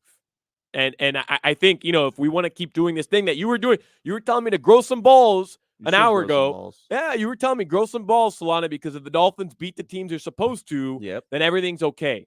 Well, this is a team they're supposed to be. I don't care if they got QT last week and beat the Bills. I don't care. McCorkle and Mike Gesicki can't gritty on the Dolphins throwback end zones today and beat you. That can't happen today. I agree with you. But I don't what with this team, with their success at home, with how they've been against teams that they're more talented than. Yeah. Like, what would throw in that doubt that would be right? There? No. I'm with you. I have no doubt. I have no doubt. An injury. Okay. An injury. But But I'm saying it could happen. Straight up, what would make it? What would make you actually believe that it would? Nothing. Like an epic failure on all parts. Is that Goron saying straight up? Straight up. Well, it's actually Teddy Kid GB. He beat me. Straight up. Good call. I love the stat that you have in here, which I didn't know until you put it up in the pregame notes. We do pregame notes. Tua is 18-4 all time at Hard Rock Stadium. Yep, that's tremendous. Yep. But you asked the question, and I would like to answer it. What would it take for the Patriots to beat you? You getting whooped on special teams, which we know is going to happen. Okay. Them stop and suffocating your run. Okay. Tyreek, this cheetah don't get hurt. You don't get hurt. What about if the hip injury just needs flares up and Tyreek has to be shelved a little bit? That's also a thing though. Like Bill Belichick has historically done well against Cheetah. Oh, absolutely. He's going to take Cheetah away. He's absolutely. Nah, you know what? It's a Waddle day. Yeah, oh yeah, absolutely. It's a Waddle day. I think I don't want to Don't be spoil it because delusional. we're gonna. Don't be delusional. Don't be delusional. I'm 100% delusional. You are right a now. delusional fan. This is it right here. I love this delusional where it fan. ends? No. Cheetah 2 touchdown, 150 yards today. Not gonna Book it. happen. But not absolutely Book not gonna it. happen. Up yours, Like, Belichick. Listen, Book it. Belichick, all he's gonna do is he's gonna take away whatever you like and force you to beat him with your left hand. Oh, go ahead. 3 safeties today, Belichick. Go Yeah, ahead. yeah. No, I dare you to do that again today, It was Belichick. brilliant. It was Go brilliant. ahead because Watcher McDaniel's going to throw at you. Go ahead with your cute little 3 safeties. It was brilliant. It was. I'm wondering why other teams haven't replicated that. It was. Like I even asked McDaniel. I'm like, why haven't that was brilliant. Like that is a great Can strategy only against contain the cheetah for so long. Watch. We'll take a quick break here on Game Day Uncensored. Back with more after this. Game Day Uncensored on AM 560 Sports. WQAM is sponsored by South Florida Lexus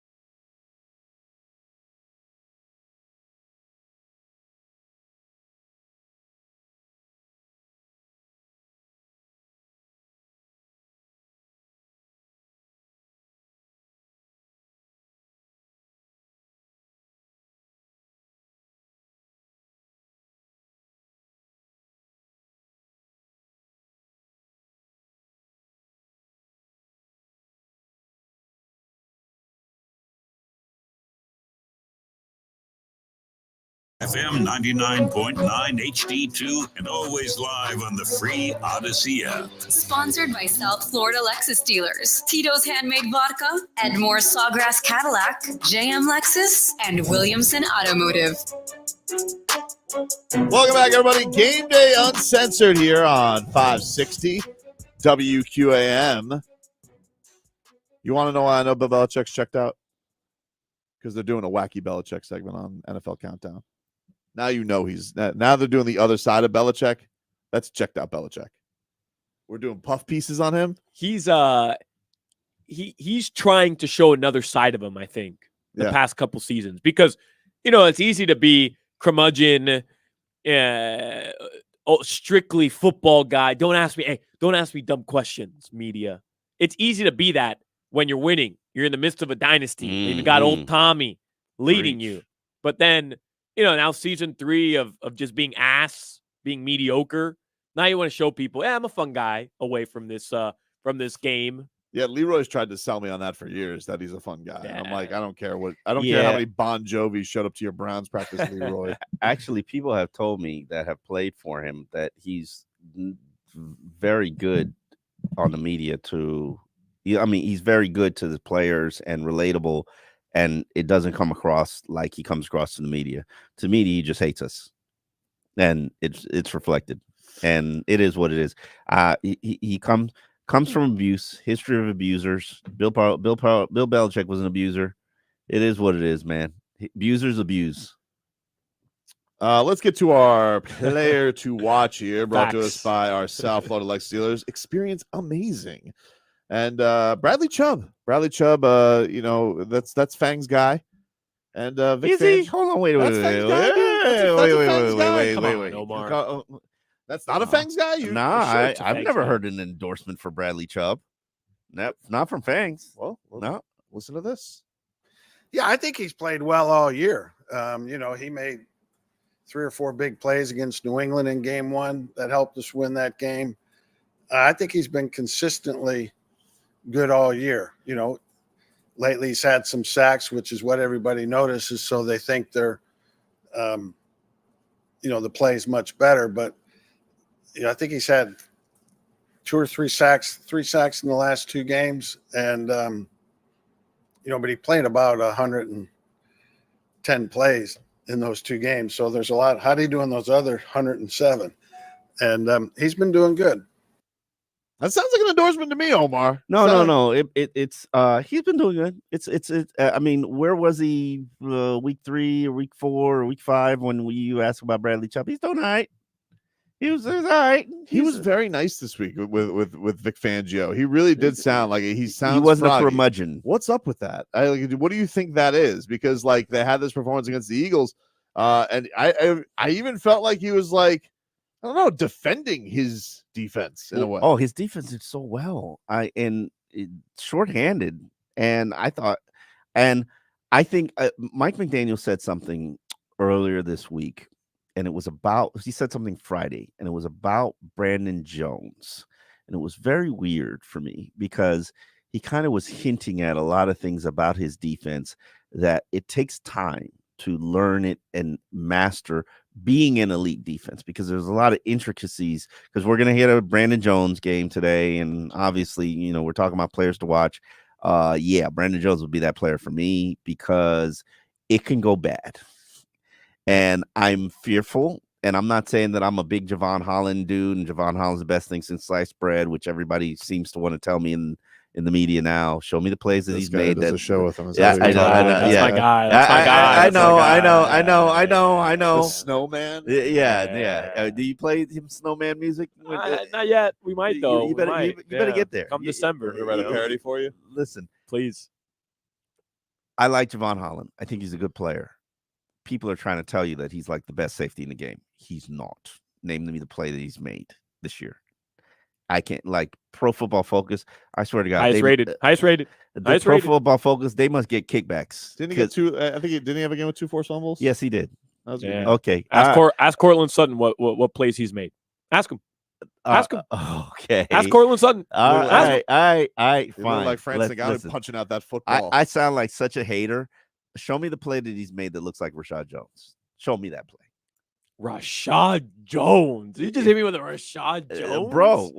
I'm hitting you with some realness right here. I love Rashad Jones, by the way, but like, okay, playmaker, right? I randomly saw a Rashad Jones jersey just in somebody's cubicle as I'm was walking. that number 20? Yeah, I was like, Rashad Jones jersey, Here, huh?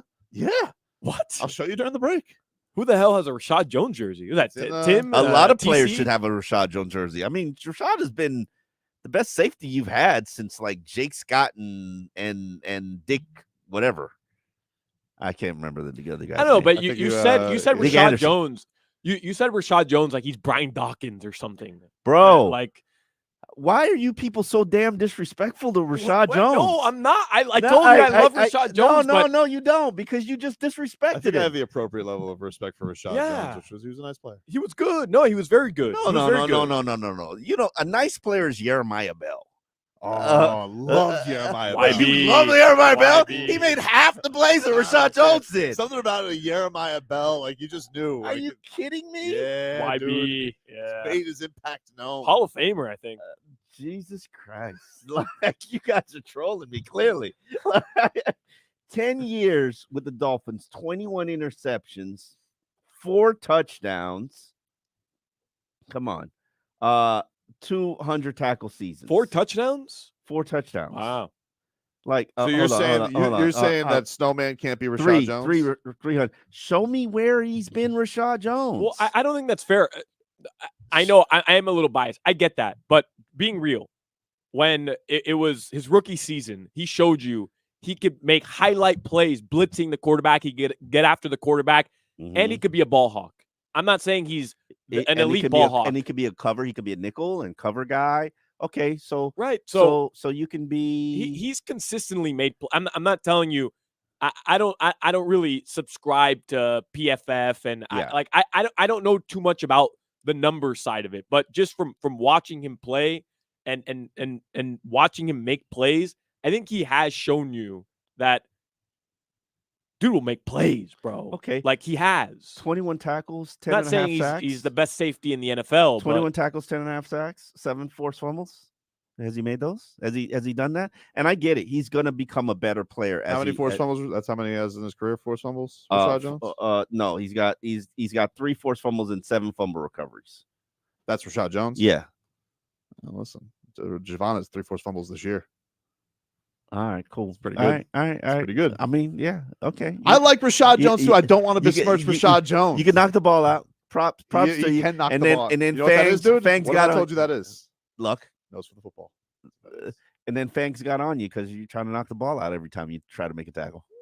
Fangs gets on everybody. That's how he says I love you. That's true. This is very, very valid point you make there. There is.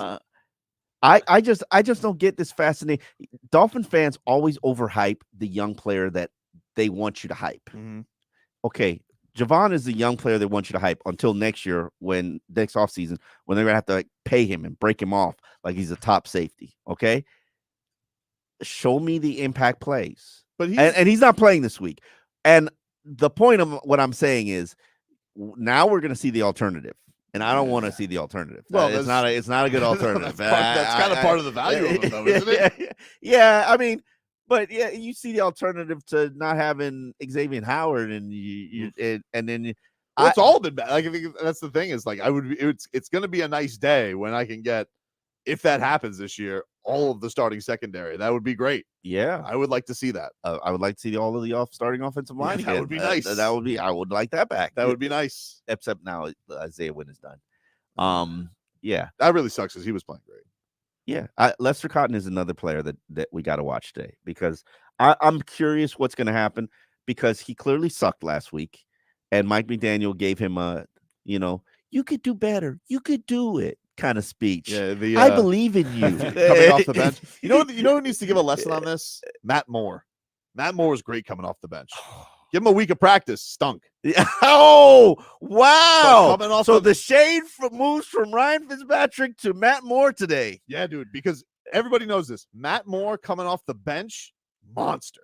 But you gave him a week of prep, no good. Too much to think about. See, I'm sorry. I'm laughing because you are right. There is some guilt associated. That's why Adam Gase would not ever feel comfortable him as a starter. I wouldn't either. Because Matt Moore just wanted the freestyle out there. Dude, there was something about him coming up like a bullpen. Matt Moore, Yeah. dangerous. Tannehill goes down mid-game. Matt Moore comes out, lights it up. Oh, he's gonna sling Slings it. He's gonna sling it. Except for the Steelers game, of course, when he died on the He's field. gonna. That was amazing. You want to talk about protocols being broken? Yeah, that was bad. He's gonna sling it. He's gonna make line checks at the line of scrimmage. Screw your play. And Adam Gase was like, I'm not into it. Nope. Can't have it. Won't have it. Now Mike McDaniel, he's like, yeah, do what you want. Like, see, some coaches can get it. Some coaches don't. All right. Well, getting it or don't. The big story this week, aside from the Dolphins being called frauds, is they are now the stars of a reality TV show. A lot of the players do not seem pleased about this. We'll get into the Dolphins being selected for Hard Knocks coming up next. Listen to WQAM for Cat Talk. I'll look at the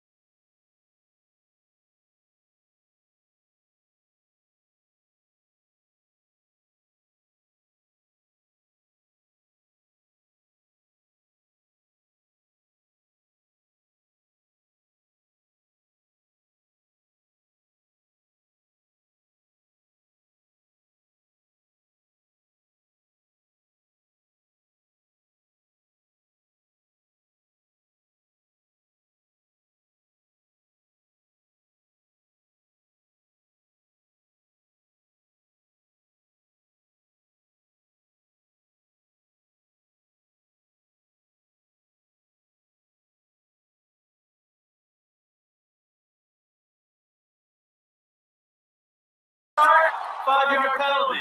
Encroachment.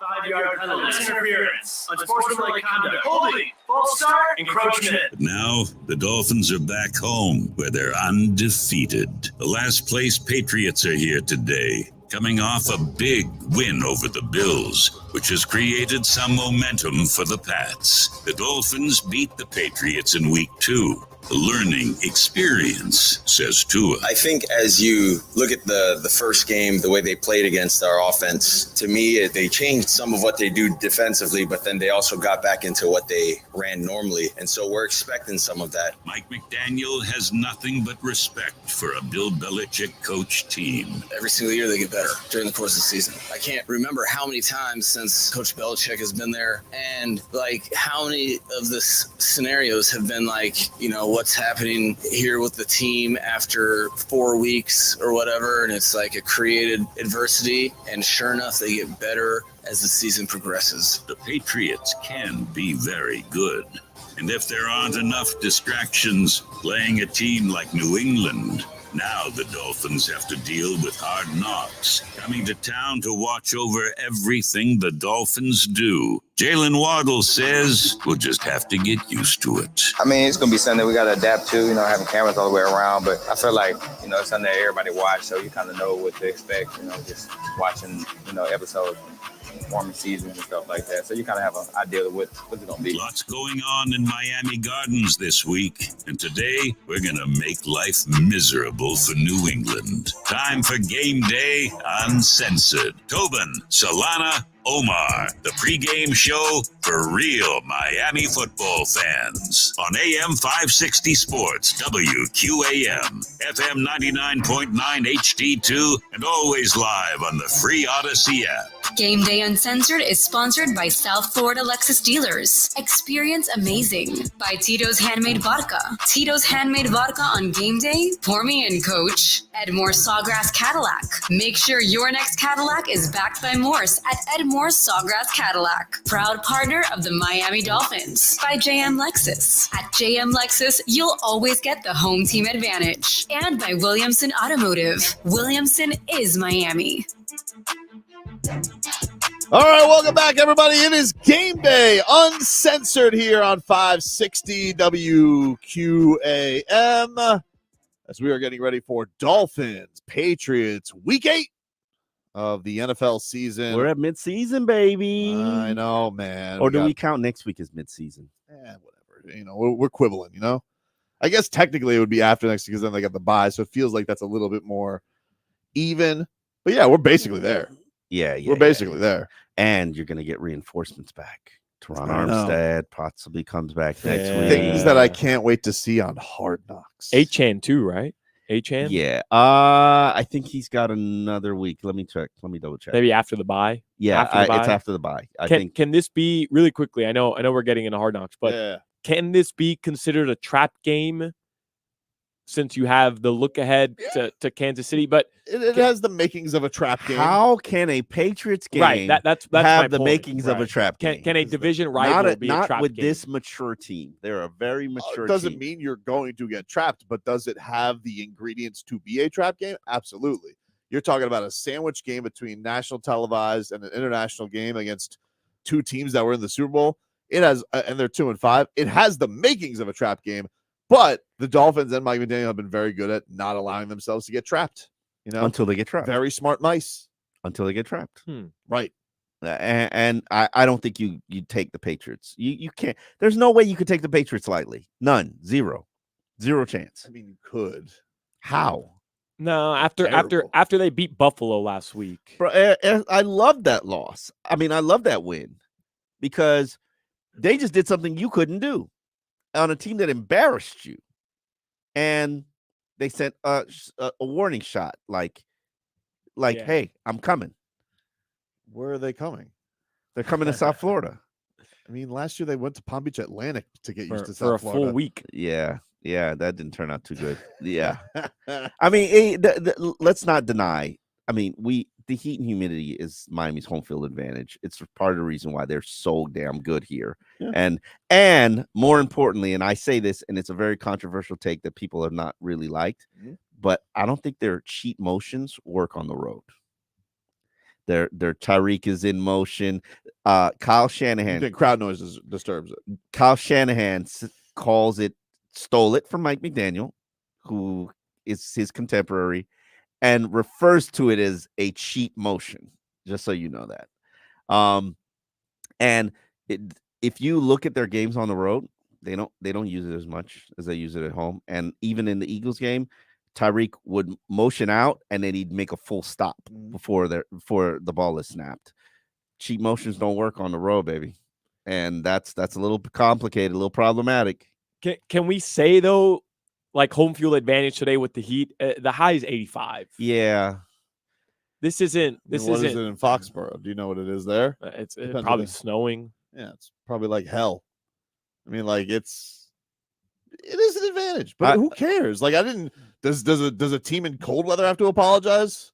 No. No. I'm not doing that. I'm not Josh Allen right now complaining about the Heat. I'm just saying, can you look at today and compare it to September 18th when it's, the feels like is 108 on the sideline? I don't think you can, because today it's not 100 degrees. It's 85. Yeah, it looks beautiful. It's like a wonderful top-down South Florida day for those who have a convertible. This is, I'm kind of disappointed in the weather. You want it to be more miserable? Yeah. You wish it was hotter? Absolutely. You want one of those T-shirts? Yeah. I wish it was hotter. I wish it was hot. I do want one of those T-shirts. It is a good T-shirt. Yeah, it is. It's a good T-shirt.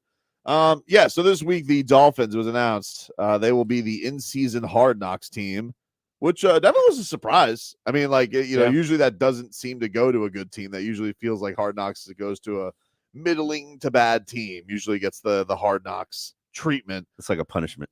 Kind of, yeah. Like, hey, listen, we need to do this Hard Knocks. Saints, you up for it? Something like that.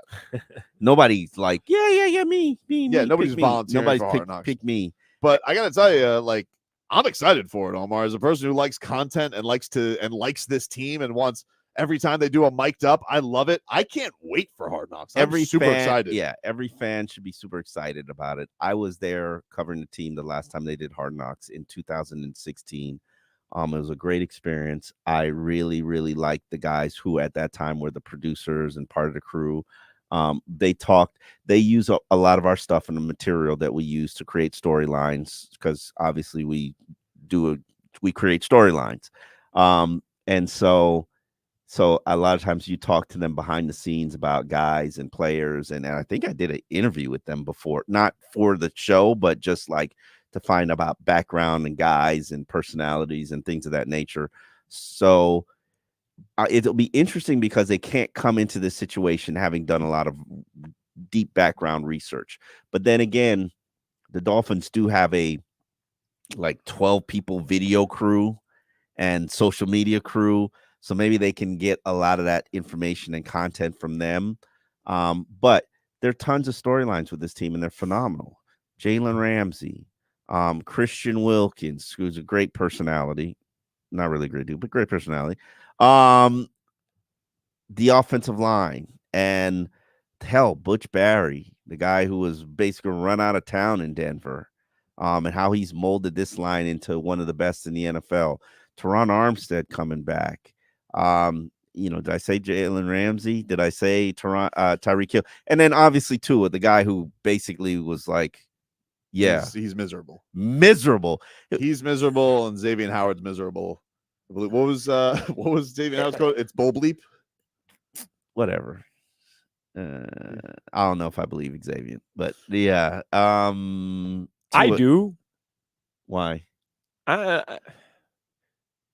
I don't feel like Xavier Howard wants media attention. No, I don't feel like he wants the microscope to be around him and his team. We don't have to do at home with Xavier Howard. Like, he doesn't have. I'm just saying, they're not forced to follow. Like, nobody's ever forced. The Hard Knocks crew's not forcing you to follow you home. Yeah, you have to kind of welcome them or be receptive to them, and obviously Tua is not going to be receptive to them. You're not going to my home. Yeah, Tua is so weird, but sorry, I get in trouble when I call him weird. Yeah, I apologize. Let me apologize to Tuanon in advance. I apologize for calling him weird. That wasn't what I intended. He's an odd bird. Oh, you don't think you can do that either? No? Don't think Now you you're can being a call him semantic samurai. You're saying the same thing. It's Let me just Tua's start by different. saying Tua's the best. And also, if he doesn't want the cameras at his house, we respect that. Also, it's going to be fine. The Dolphins are going to be fine with the cameras around. How many is on their social media team? How many cameras did you say? They have cameras. This is not a new this thing. is not Like, a new this thing. is not a new thing. They put out so much. NFL teams put out so much of that behind the scenes content. Absolutely. Than before, when Hard Knocks was such a novelty, where like, wow, I really get to see somebody mic'd up and see what that's like. That's every week day, we have a player who's mic'd up, and you guys you see 9 minutes of it. You don't get that much on Hard Knocks. Yeah, they're like, I'm 5'0", so I'm wired. Yeah. So I'm the popo. So don't say anything controversial around me. This is not going to be a distraction or be a thing. It's really don't not. start talking about them Instagram hoes you're trying to get at. I don't get that. Like, oh, it's gonna distract the team. Well, that's what people think. They think it's like, oh, this is extra spotlight on the team. Hey guys, I hate to inform you if you haven't caught on. The Dolphins get a lot of attention. I didn't know that. They're getting a lot of attention. This is not going to be some revolutionary thing. You know, I've had this conversation with you guys today off air. I'm like, as much because I don't watch the television shows. I don't watch Get Up and all that stuff. You know, it's not on. That's not what my life is. You got Coco Melon on the house. Yeah, a lot of Coco Melon. There's new Baby Finn. That's the new thing. What are these, like kid shows, baby shows? Yes. Yeah. Obviously, you don't have children. I don't have children. We don't allow Coco Melon in our house, by the way. Why? No, Coco Melon is very destructive. It's Is a very bad cartoon. Llama Llama. We will allow some Llama Llama. She's into new superheroes now, so I think. One of these shows came out with like a kiddie version of like Spider-Man and superheroes. So she's like into that now. So yes, that's what I watch a lot of. However, I don't pay attention to these ESPN, NFL Network show, Fox. So I don't know. And every time I come here, like, and the television's on, 70% of these shows are Dolphins content. Yep. We're oh no, that's Mike McDaniel's show. And I'm like, wow, like really is the nation really obsessed about the Dolphins like that? They I would say they're probably second to the Jets and Cowboys. Maybe the Eagles right now. Maybe. Not even the 49ers? Nah. No sex appeal. Nope. Okay. Nope. All right. Nope. So the Dolphins are sexy. Tua, I mean, right? We've gone 2 straight weeks. Tyreek Hill and Stephen A. Smith are beefing. Yeah, but Tyreek likes beef, so yeah, and Stephen A, you know, he's not backing down. Of course not. So Tyreek's just going to carry this on for. Tyreek said, "Bring me on," and I'm like, okay, perfect. Yeah, that Hard Knocks is going to distract. He's actively beefing with one of the biggest sports hosts in the world, but Hard Knocks is going to be an issue. Very, very, very well played on your part. It's so silly. What are we talking? Very well played on your part. Yeah. I just saw Jalen Ramsey have a film crew of his entire rehab. Yeah. What are we talking about? Every one of these players has a guy. I agree with you. I think they say they don't want it, but they really want it, dude. Yeah. Do you think that Tua, look, Tua doesn't like it? Tua does not want it. Sure, dude. Tua, Okay. No. Okay, Tua, this man got married in a courthouse and tried to hide it from the world just so that people didn't know he was married. Because his wife was pregnant. But like Tua does not want attention. Sure, dude. He does not. Okay. He does not. Sure. I'm telling you, he does not. Okay. you know how much you want to know how much a team Tua probably drives them nuts that Justin Herbert has commercials and old beard boy over here has like a 900 commercials with Papa John's or whatever, that Little Caesar, whatever crap pizza that's DraftKings he's got. DraftKings, yeah. Like trust me, dude. When this guy goes out there, they have this amazing season and he signs the biggest contract and he's going to be in every commercial. Tell me how much he doesn't want attention. Jimmy Butler also doesn't like attention and doesn't care. Shows up to media day in goth and now is in every Google commercial between every NBA nationally televised game. I don't like attention. Also, another guy, by the way, that goes on vacation and has 17 film guys follow him around everywhere he goes. Exactly. I don't know. I don't know. But we will hear Tua lie. We will hear that, and but Okay. we will come up. Okay. We will hear Tua lie about Hard Knocks coming on up. We'll be back with more after this. WQAM broadcasting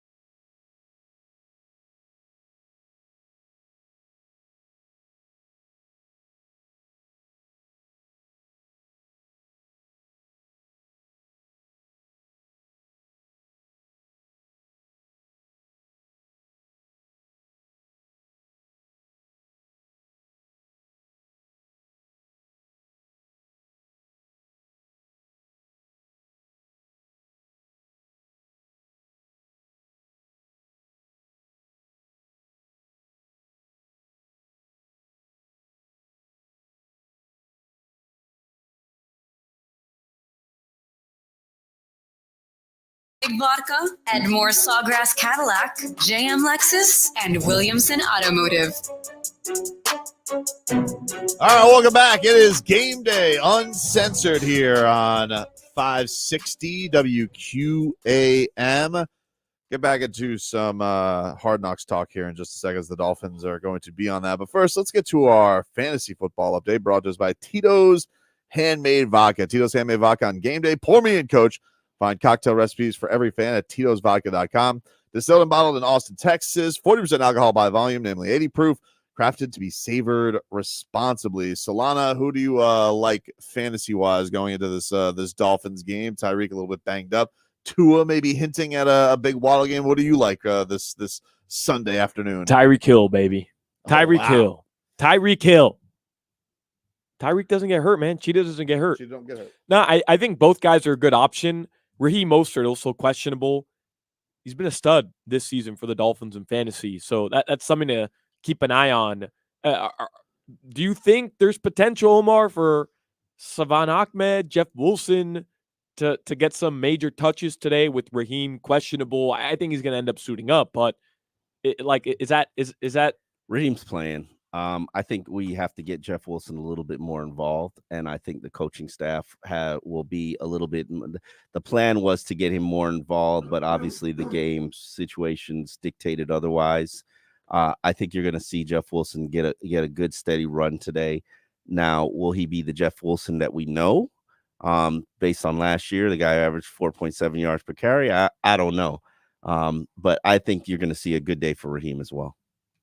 There you go. That is our fantasy update. So this was Tua this week. They give him the news that he's going to be on Hard Knocks, and he says his reaction was not great in the meeting when they found out. This is Tua, I know when we talked to you this summer about the idea of the quarterback series, you talked about your privacy. Mm-hmm. Now you'll have Hard Knocks coming in the building in a couple of weeks. What was your reaction when you heard that?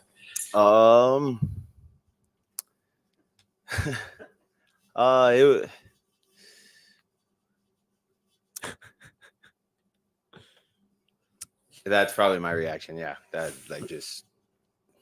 I have no control over that. So that was probably necessarily not the best body language I've had in a team meeting as it was being introduced to us that we were going to be on Hard Knocks. He seems thrilled. Yeah, and I do believe him. I think you're a liar. Tua does not like attention. And in fact, there's a group of players. Tua is one of them. Out Christian Wilkins is another. And then Javon Holland is another. There are a group of players who do not like the media being in their locker room. Mm-hmm. And understand that we've been in NFL locker rooms for years, but we're also the only people who are allowed in NFL locker rooms. Like, coaches aren't allowed in NFL locker rooms. Mm. Staff members aren't allowed in NFL locker rooms. The locker rooms is a sanctuary place for players. And so, unfortunately for them, the media is the only people who are allowed. Now, over the course of the years, they just get used to us being there. Now, unfortunately, what COVID did is COVID created an environment where they weren't in the locker room for a number of years. And players just got used to that. And then when we came back, it was like, ooh.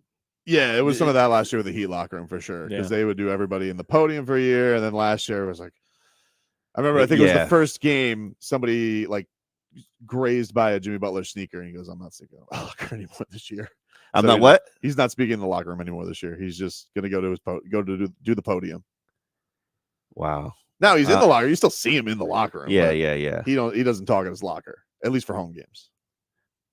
And I get it. Everything is changing, and hell, we have this environment where Jalen Ramsey gets upset when Adam Schefter's reporting that he's playing because Jalen Ramsey didn't get to do the big promo and the big promotion. He wanted to drop the video. Everybody's got his surprise. Everybody's got a podcast now. But everybody's got a Javon Holland show. Like,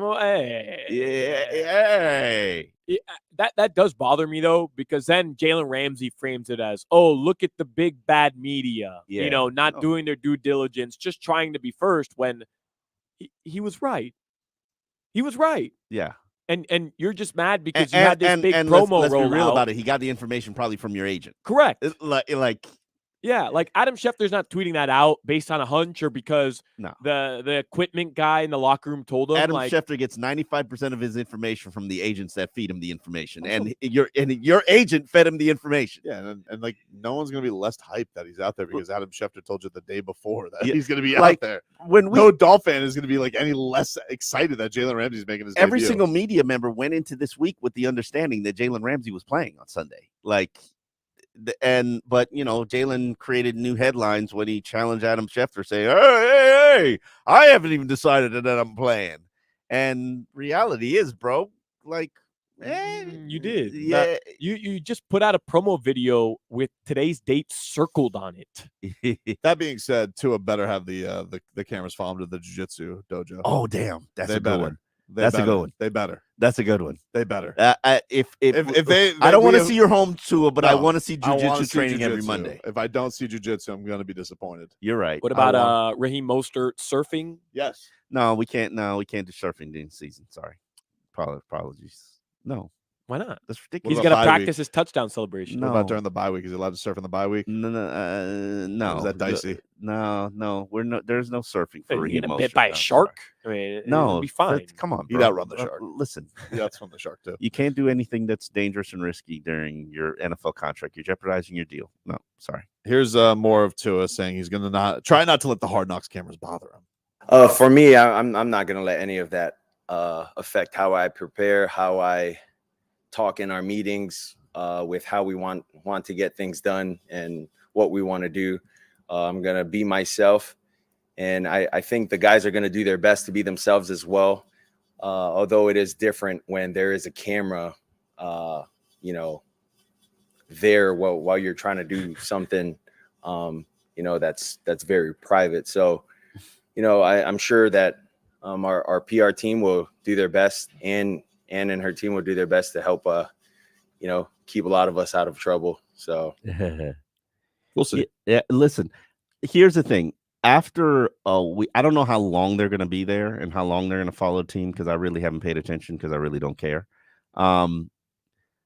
After a week, they just blend in. And the cameras in the meeting rooms are literally up in the corner, and you will eventually forget about them. Mm-hmm.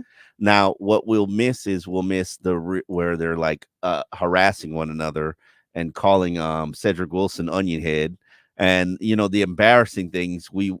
They'll probably clean that up a little bit. You won't see the card games and the dice games in the locker room, which they generally shut those down. Hard Knocks is so watered down. They don't even show them cutting players anymore. Like that used to be like the best thing, is like when they would go and they would get rid of players. They don't even do that anymore. Hard Knocks because it's inhumane. This is if the Jets Hard Knocks is any tell of how this is going to play out. That was like an Aaron Rodgers documentary. It was an Aaron Rodgers documentary. This is going to end up being Mike McDaniel and Cheetah the entire time. But I genuinely can't wait. Like we know that Tua and Mike McDaniel have a good dynamic, and we've seen a little bit of it with them mic'd up on the sidelines. But I am, like, as a fan, genuinely excited to see how do these guys, in some ways, I know it's all going to be polished in the best way, but I'm genuinely curious, how do these guys interact?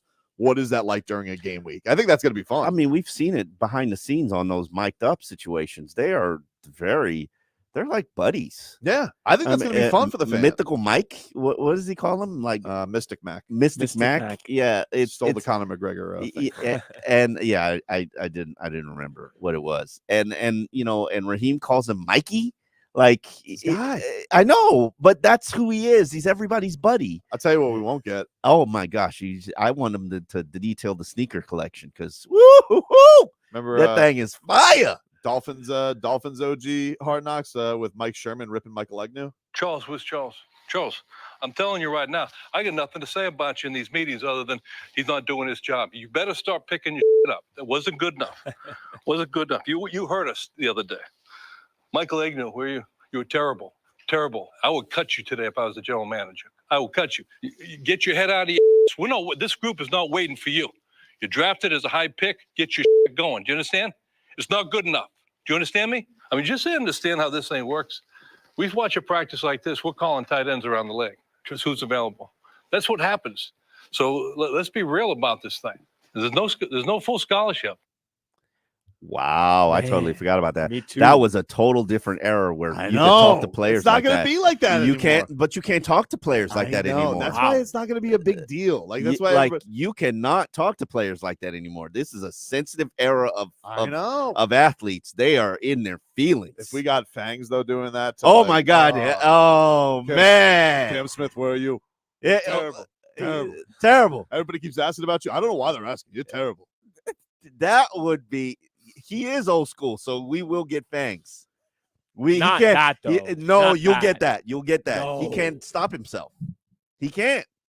He can't. You can't do that. David That- Long, that's willy nilly, doing what you want again. Why don't you stick to the script?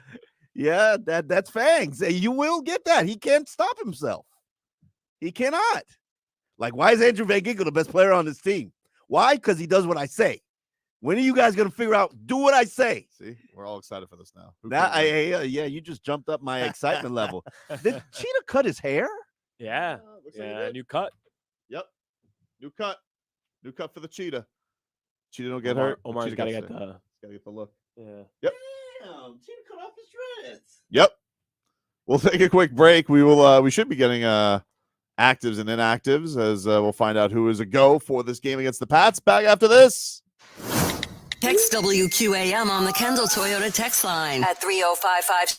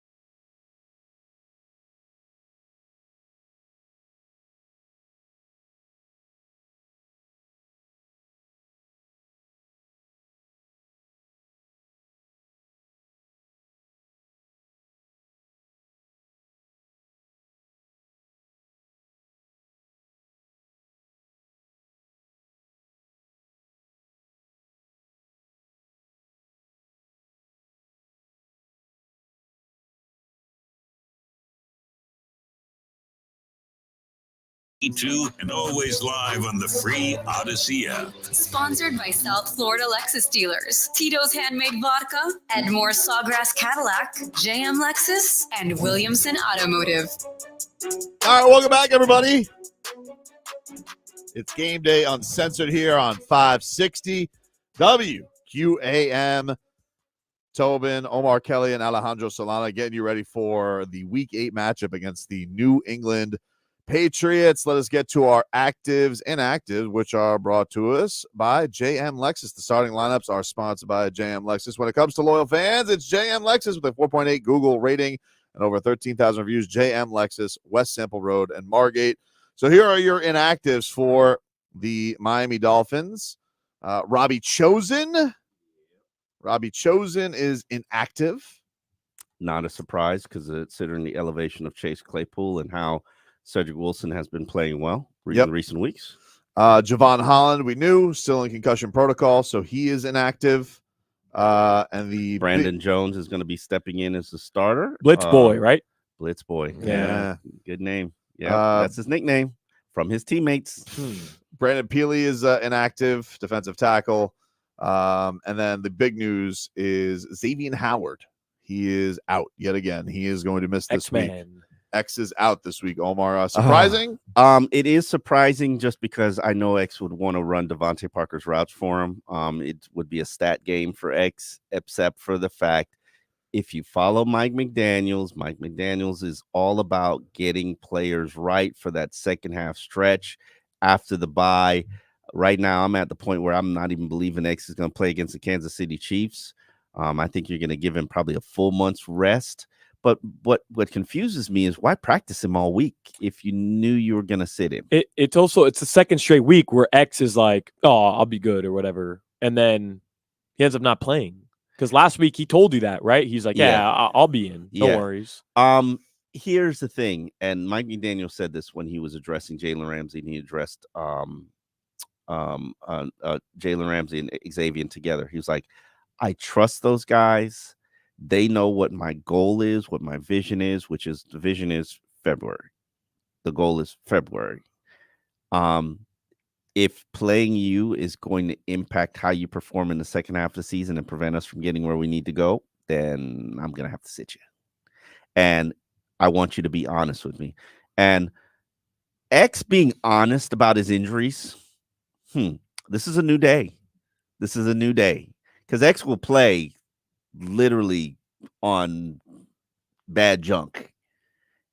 And the fact that he's not doing that now, that's like, man, have you matured? Like, have you come to the conclusion that me being out there 70% is not helping this team and not helping us get where we need to go?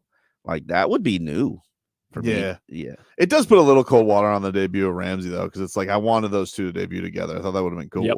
You know, they come and there. I'm shocked that X isn't going today because Ramsey's going to be out there. Yeah. The idea of them playing together. That's going to be, I mean, it's going to be a cool thing when you do finally get that. This is Fangs earlier in the week, and he's saying the secondary's kind of been in flux all year. Our secondary's kind of been in flux all season, even during training camp. And hopefully at some time in the near future, we can get it ironclad because it's a group, you know, much like the O-line, you want continuity. And, you know, different guys have different skill sets. So it definitely affects what you do schematically in the secondary.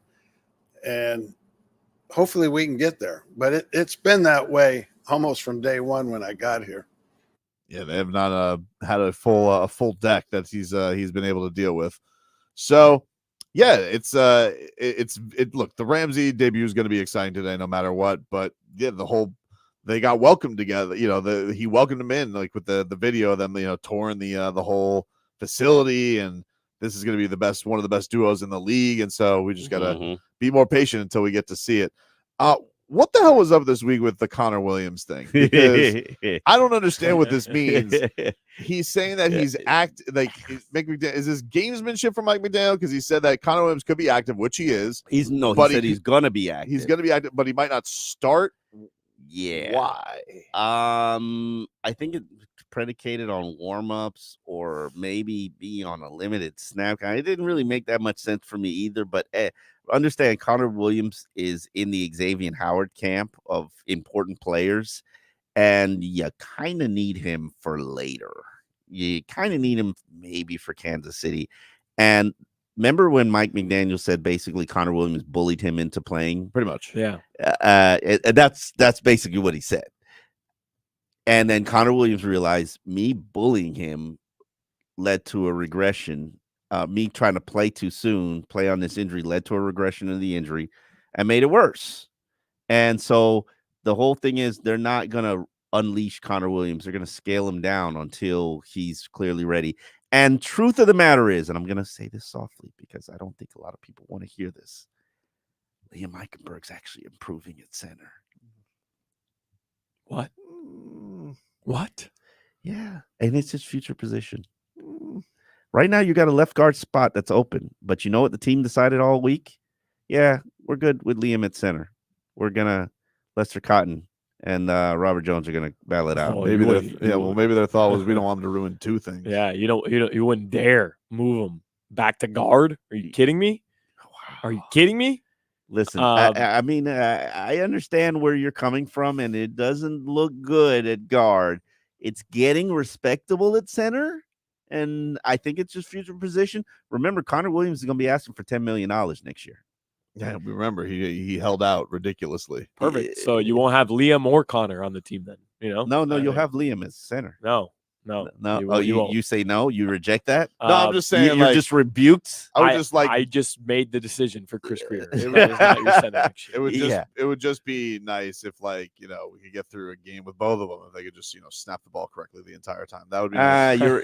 You're overrating things regarding Connor and the snapping. You kind of are. It's part of the job. He's like a top 10 player on this team. Like, can you get over these 2 bad snaps a game? No. Like Not what's when the you hold problem? out. What's your problem, bro? Like, I believe the center should get the ball to the quarterback.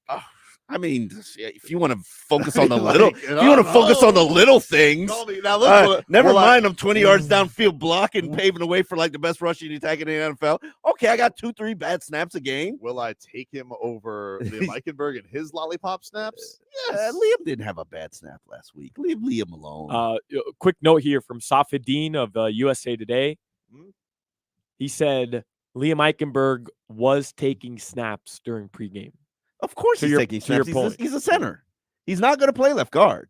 Mike McDaniel flat out said, yeah, we're good on that one. He's going to be center. Honestly, I think they're grooming Liam to replace Connor Williams. So you better just suck it up. Man, great. That is because you're not going to afford Connor Williams next offseason. That is a scary. You're trying to do this for Halloween? Is this because I think actually outside my house what I should have instead of scary pumpkins or scary skeletons is actually Liam Eichenberg at center. He is improving. He really is. Of course he's improving. How do you if you're coming off of 0 and you go up 1, that's improving. All right. That's fair. Too shady on your part. Yeah.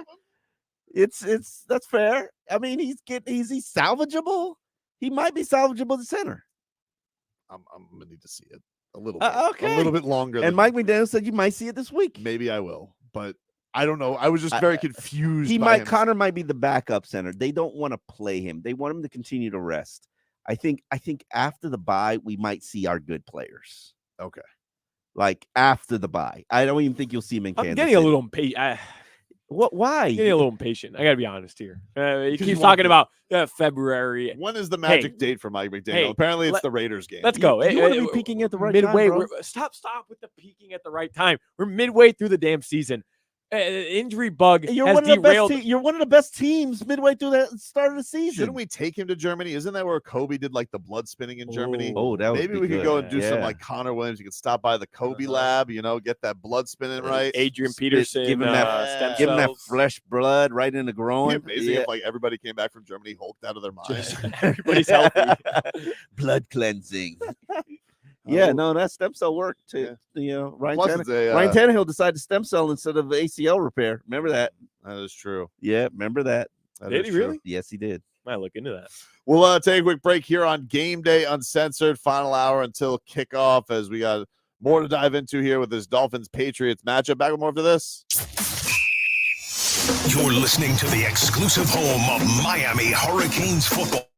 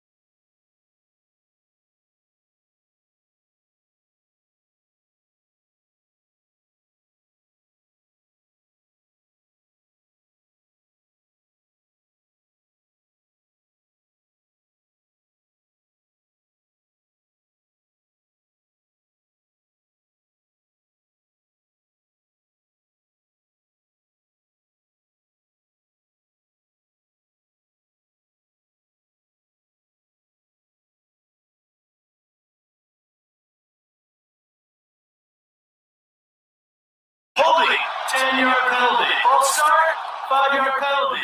Encroachment, 5-yard penalty. That's interference. Unsportsmanlike conduct. Holding, false start, encroachment. But now, the Dolphins are back home, where they're undefeated. The last place Patriots are here today, coming off a big win over the Bills, which has created some momentum for the Pats. The Dolphins beat the Patriots in Week 2. The learning experience, says Tua. I think as you look at the first game, the way they played against our offense, to me, they changed some of what they do defensively, but then they also got back into what they ran normally. And so we're expecting some of that. Mike McDaniel has nothing but respect for a Bill Belichick coach team. Every single year they get better during the course of the season. I can't remember how many times since Coach Belichick has been there, and like how many of the scenarios have been like, what's happening here with the team after 4 weeks or whatever, and it's like a created adversity, and sure enough they get better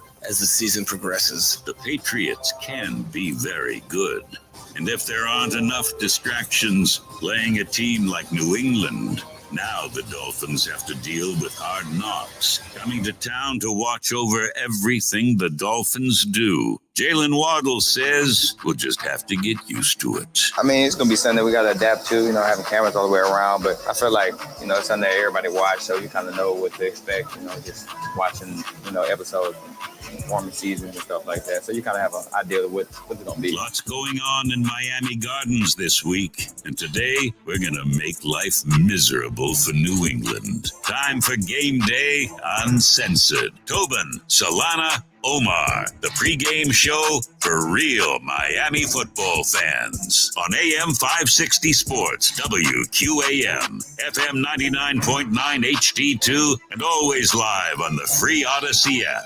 Game Day Uncensored is sponsored by South Florida Lexus Dealers. Experience amazing by Tito's Handmade Vodka. Tito's Handmade Vodka on Game Day. Pour me in, Coach. Edmore Sawgrass Cadillac. Make sure your next Cadillac is backed by Morse at Edmore Sawgrass Cadillac. Proud partner of the Miami Dolphins by JM Lexus. At JM Lexus, you'll always get the home team advantage. And by Williamson Automotive. Williamson is Miami. All right, welcome back in, everybody. It is Game Day Uncensored here on 560 WQAM. Miami Dolphins about an hour away from kickoff against the New England Patriots from Hard Rock Stadium. I'm sure a lot of you are pouring in right now, getting your tailgate on and getting ready for this divisional rivalry. Although the Patriots, of course, a little bit down on their luck, but riding in high and mighty off of that late comeback against the Buffalo Bills. Mike Gesicki looking for his revenge. Who, you worried about Mike Gesicki revenge game against Mike McDaniel at home today? I will put the same bounty out that I put the first time they played the Patriots in Week 2. Any linebacker, defensive lineman, I'll allow a cornerback, but safeties too. You get blocked by Mike Gesicki, I'm putting a bounty on you. Your video is going to be out there. You're going to shame them. Do not get blocked by Mike Gesicki. Wow. All right. Do not do it. Don't let it happen. We should also mention we didn't in the he can score a touchdown on you, but don't let him block. Don't lose. Don't lose. Do not lose a block. Nick Needham is also going to be active. He's going to be making 40 his debut. What do you think this means for the defense, Omar? I think he's going to be the backup safety. He's probably going to be getting in there along with Brandon Jones because Brandon Jones isn't exactly a coverage guy. So if you're in a pass-happy situation, you might see Nick Needham in there paired with Deshaun Elliott as opposed to Brandon Jones. Well, so is he going to be a safety this year then? Because he played nickel last 2 seasons and was really good. So could you see him kind of just being like everywhere today? Yes. In for Brandon Jones, in for Jalen Ramsey when he's out. I don't get the sense that they feel he's ready to play. I get the sense that he's going to be out there and he's going to be helping on special teams, and I think he's going to work his way up. I don't like Cater Cole on the boundary. I just don't, and I hope that Ramsey's return will sort of negate that. I just don't know exactly what role, because I have a hard time believing Ramsey's going to be full go. So I think he's going to be that nickel, the guy who comes on the field as a third cornerback. when they do go 3 receiver sets. Now, will they start him? Yes, but I think eventually he goes into that because you're not gonna play him and not start him. So he's gonna be out there getting warmed up. But I think you're gonna see him maybe on a pitch count. Now, if he isn't, props to him. And I would love to be there to see warm-ups to see what it looks like because I've watched warm-ups and it hasn't looked great. Got to be honest here. Maybe he's been decoying. Yeah, maybe there's something with the back pedal that I just don't feel comfortable with. And unless I was not paying attention and saw and didn't see in film study he's got this side step back pedal that's just a little weird looking.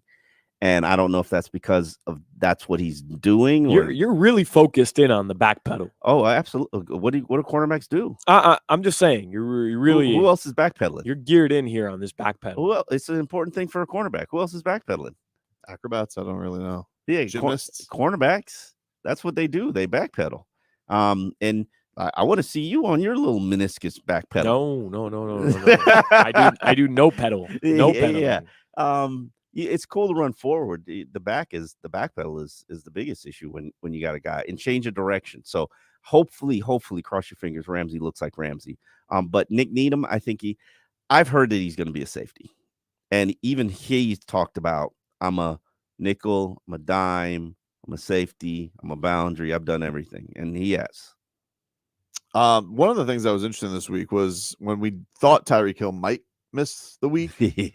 When Tua was being too honest, or he just wanted attention, or being conniving. Tua was pointing out that he said if Tyreek Hill doesn't play this week, which he is, but that he thinks that people are sleeping on Jalen Waddle. Here's Tua. Yeah, I don't think anyone can emulate what Tyreek does on the field. His speed, his cuts in and out of breaks. I don't think there's anyone that can emulate him. He's in his own league. He's one of a kind. But needless to say, I think people forget about the things that Jalen Waddle can do, the things that he already has done for our team since his rookie year. And there's a lot of other guys that I think that, you can't sleep on. If we couldn't have Tyreek, that would be, tough. But the show goes on. You got to continue to play. And somewhere down the line, we're going to get Tyreek back. And, it has to be one of those things where you never let your foot off the gas and you don't lose that rhythm as a team or as a unit. Did you catch that statement that created the panic? Yes, down the line. Somewhere down the line, we were like, "What? Huh? Sneaky. What?" Like we were like, "Huh?" Very, very weird. Very, very. You think very... he was just being deceptive? I think this may be a new evolution for him. I'm not sure. I'm not ready. I'm Spending, not saying you're bro, wrong. He's marketing Perry-Ellis. Come on, he's as safe as it gets. Like maybe Perry-Ellis is gonna have a comeback under Tua. He's a comeback that's been 20 years in the waiting. I don't know. This is the guy they need. They get So- on the ground floor. So he's spending time with Cheetah. Mm-hmm. Maybe, Cheetah let him know, hey, He's learning some troll game from mix him. it up a little. Yeah. Throw a curveball in there every now and then. Okay, All right. But Okay, I could buy that. part of the statement that I was interested in Talk trash about me. is him talking up Jalen Waddle because Yeah. Waddle really hasn't had the breakout game No. so far this year for a guy. How many weeks is Solana going to pick him to have a breakout I know. performance? Look, his most yards were against the Patriots this year. He had. I hope he's not on your fantasy team. He's not. He's been mid this year. We could say it. He's Yeah. been mid. I mean, he scores touchdowns. He's had he had 2 straight games with touchdowns against the Giants and the Panthers. It took him a while to get his first touchdown. Missed the game where they scored 70. Missed the game where they scored 70. Did it without him. Last week he was 6 for 6. Like his games have been fine, Yeah. but he hasn't crossed the century mark yet. Yeah. He hasn't had this monster game yet. And so for Tua to put that out there, I was just like, is he doing that to talk up his guy publicly? Is he doing that because I don't feel like the fan base is turning on Jalen Waddle, but we just haven't had this breakout game from the Dolphins being a team that has 2 number 1 wide receivers. He has not put up numbers like that. Now, part of it has been certainly the run game has been more effective this year. Mm-hmm. HN blew up, but Jalen Waddle, I'd like to see the go off game for him, especially against the Patriots team that does typically put a lot of attention on Tyreek Hill. This should be there for him today. No doubt about it. I do definitely agree with you. And I think part of it is also feeding Tyreek and getting him to 2,000, which is absolutely on everybody's agenda. They won't say it, but it is. And then Waddle's been battling injuries. Waddle's had the torso. Yeah. Came back, had the concussions. They aligned his back last week. What did they do last week? It might have required a needle. He says it was spasms. He says it was spasms. Wasn't a chiropractor just going like, yeah, send him out listen, he says he's fine. He says it was just back spasms. Guys, this is part of the game. I mean, if you think an NFL team, the guys are on E by the time they finish 17 games.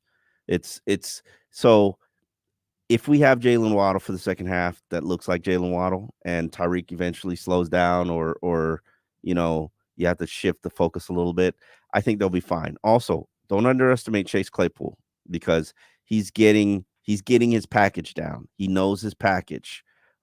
There's some comfort level. And I also believe that he's going to be a pseudo tight end. I know he doesn't want to call himself a tight end.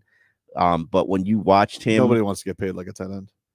I think he just wants to get paid. He just wants some hell. I would at this point, he might be bowing down at a $4 million a year contract, considering how his career has just gone down the tube.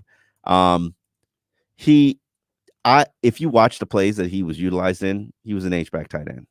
Sorry, bro. I can't look at you. You look like a vending machine, like Tyreek says. You are massive. And he's battling a knee issue. He's tight end.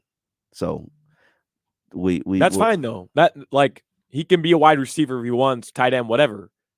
Catch some touchdowns. Like that's what they brought you here for. So that'll get him paid. Yeah. Whatever position he's slotted in, that'll get him paid. No doubt about it. And I think the versatility will benefit him. He's going to be running those Mike Gesicki plays. The ones where Mike Gesicki couldn't run because he couldn't block. Yeah, that's now Chase Claypool. Yeah, I like I said, I just thought it was interesting that Tua was talking up his guy. That's his Alabama guy. He's been feeding him like 10 targets per game. He does target him. He's looking. He targets him. Yeah. He looks at him. It's just that we haven't had one of those that's like. Tua's all about fairness and equality around here. For sure. Well, I think a lot of Waddle's big plays, like those chunk plays, was him catching like intermediate routes and breaking them, right? Mm-hmm. Yeah. And this season we haven't had a ton of that. We've had more Tyreek over the top. Yeah, long chunk plays, but we haven't. Don't forget about that Stephen Smith 2-yard pass that Tyreek took up the field for 64 yards. But we just haven't had as many of those this season,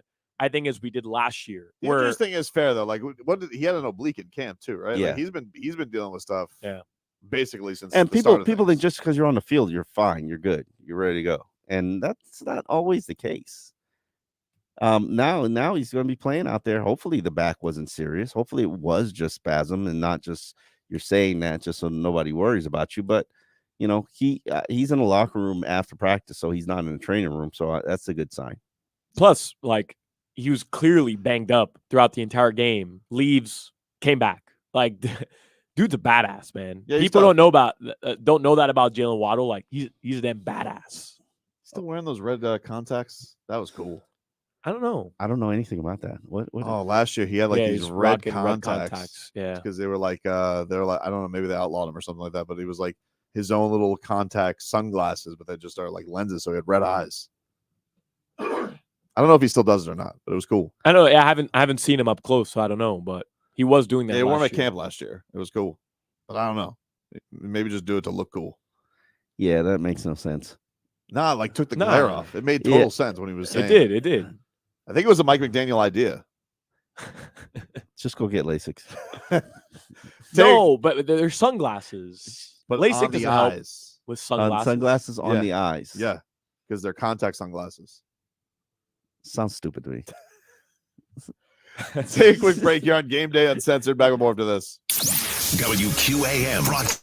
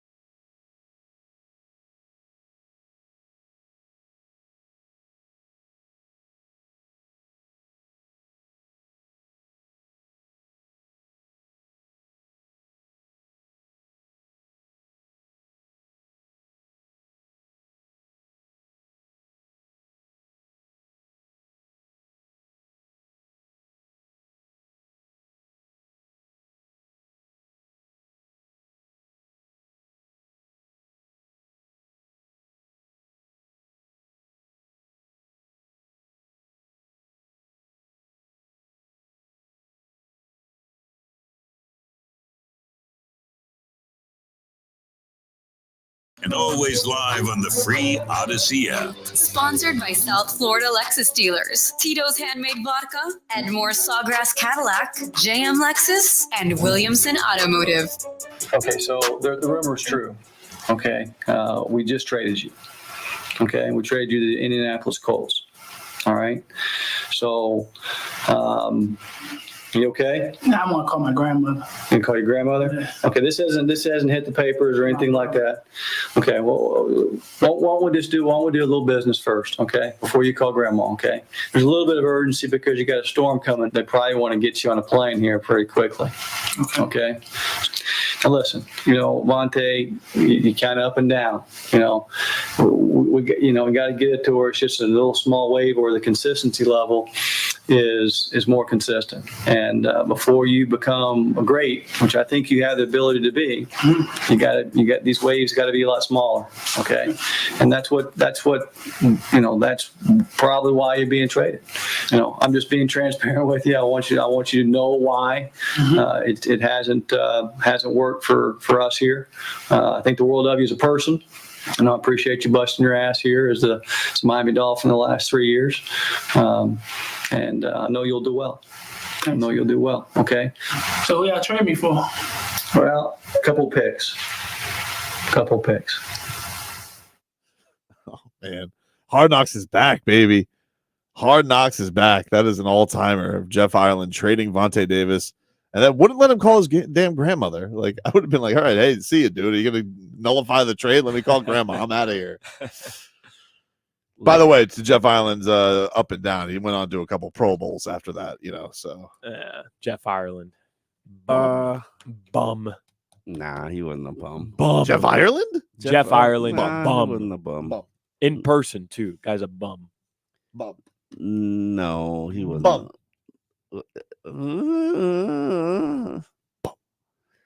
Probably. I'm not even gonna defend Jeff Ireland because it's a losing argument. But it's there. You go. Now you're catching on. Yeah, you should say it. It's great. Works. Nah, he's all right. He's not. Trust me, I've covered worse. I've covered worse around here. Covered much worse. Tannenbaum. Nah, I don't think Tannenbaum's a bum. Bum. Damn. Who isn't a bum? Parcells. Chris Greer. Not yet. Greer. Oh, Parcells? Bum. Biggest bum. Oh, him and his golf cart. Bum. Oh my God. Parcells. All righty then. Yep. So Chris Greer is not a bum. Not yet. No. Not yet. Okay. He was infringing on bum territory until he got me Tyreek Hill. Yeah. Okay. All right. And then he was saved from bum territory. Like, he was taking, it seemed like he was about to take, a little drive down to Bumville. Yeah. And then he goes, hey, look, is that a cheetah? And then, he was saved from bum status. Remember when he drafted Noah Benogany? Yeah. Bum move. Yeah. Bum move. Mm-hmm. Austin Jackson looked like a bum move for a That's minute right. there, too. You're right. Till You're he not turned wrong. it around. Austin Jackson's playing like a Pro Bowler. Can you guys imagine that? That's crazy. He's been great. Like, Austin Jackson he's having a Pro Bowl worthy season. He has been Can great. you believe that? It is pretty crazy. But as far as the Dolphins are concerned, that trade of Vontae Davis, trade deadline is coming up. There is a report this morning from Diana Rossini that says Dolphins have poked around at running back. Come on, man. So I don't know. The running back who's averaging 12 yards a carry is coming back. Yeah. Like, I think they're good. I think they'll just be just fine. Yeah. It's everybody wants to be involved with the Dolphins. Everybody wants to come here and everybody wants to be in a conversation, but running back is not what they need. They could use a tight end unless Chase Claypool is going to serve that purpose. They can use an inside linebacker, even though David Long probably played the game of his career last year. You know how Vic Fangio feels about him. Bum. There we go. Yeah. And honestly, I would argue to you that they still need a defensive tackle. They still need defensive tackle help. You're like one injury away from that unit from the season being a complete disaster. But there is an interesting thing here because you've mentioned this. Chris Greer likes to deal. He likes to make trades. Yes, he's made more trades than any other executive in tenure as a GM, a top official since 2016. That being said, McDaniel's never had a first round pick. I can't imagine they're going to go home run swinging next week. They can't because they can't financially afford it. Home run swings are usually guys that need new contracts. You don't have money for the guys on your team that need new contracts. So how are you going to add another Bradley Chubb when you know you cannot afford that player? But I will say, if they really feel like this is it, this is their year, do. right? Then I'm not saying home run swing first round pick, but draft capital for a 1-year rental or half a year rental here to go help you win a Super Bowl. Third day, yes. Second day, no. You need those draft picks to replenish your roster, and your roster is not if you win a Super Bowl, huh? Not if you win a Super Bowl. But here's the thing, Salon. Like, who's the guy they're gonna go get right now that's better than somebody who's coming back off injury? You know, Levante David. And I advocate for that so bad, and I've written pieces on it. He's on a 1-year contract, South Florida kid, playing with Tampa. Obviously, they're not out of it, but they're not going anywhere. Not out of it, but it seems like they're turning into a pumpkin. Yeah.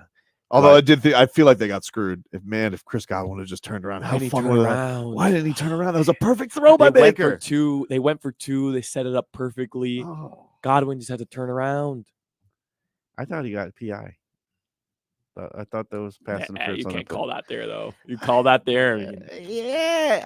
I feel bad about those situations, but yeah, you're right. You can't let a whistle dictate the outcome of a game. But hey, check it out. They're putting on Omar's favorite thing, which is Jalen Ramsey backpedal.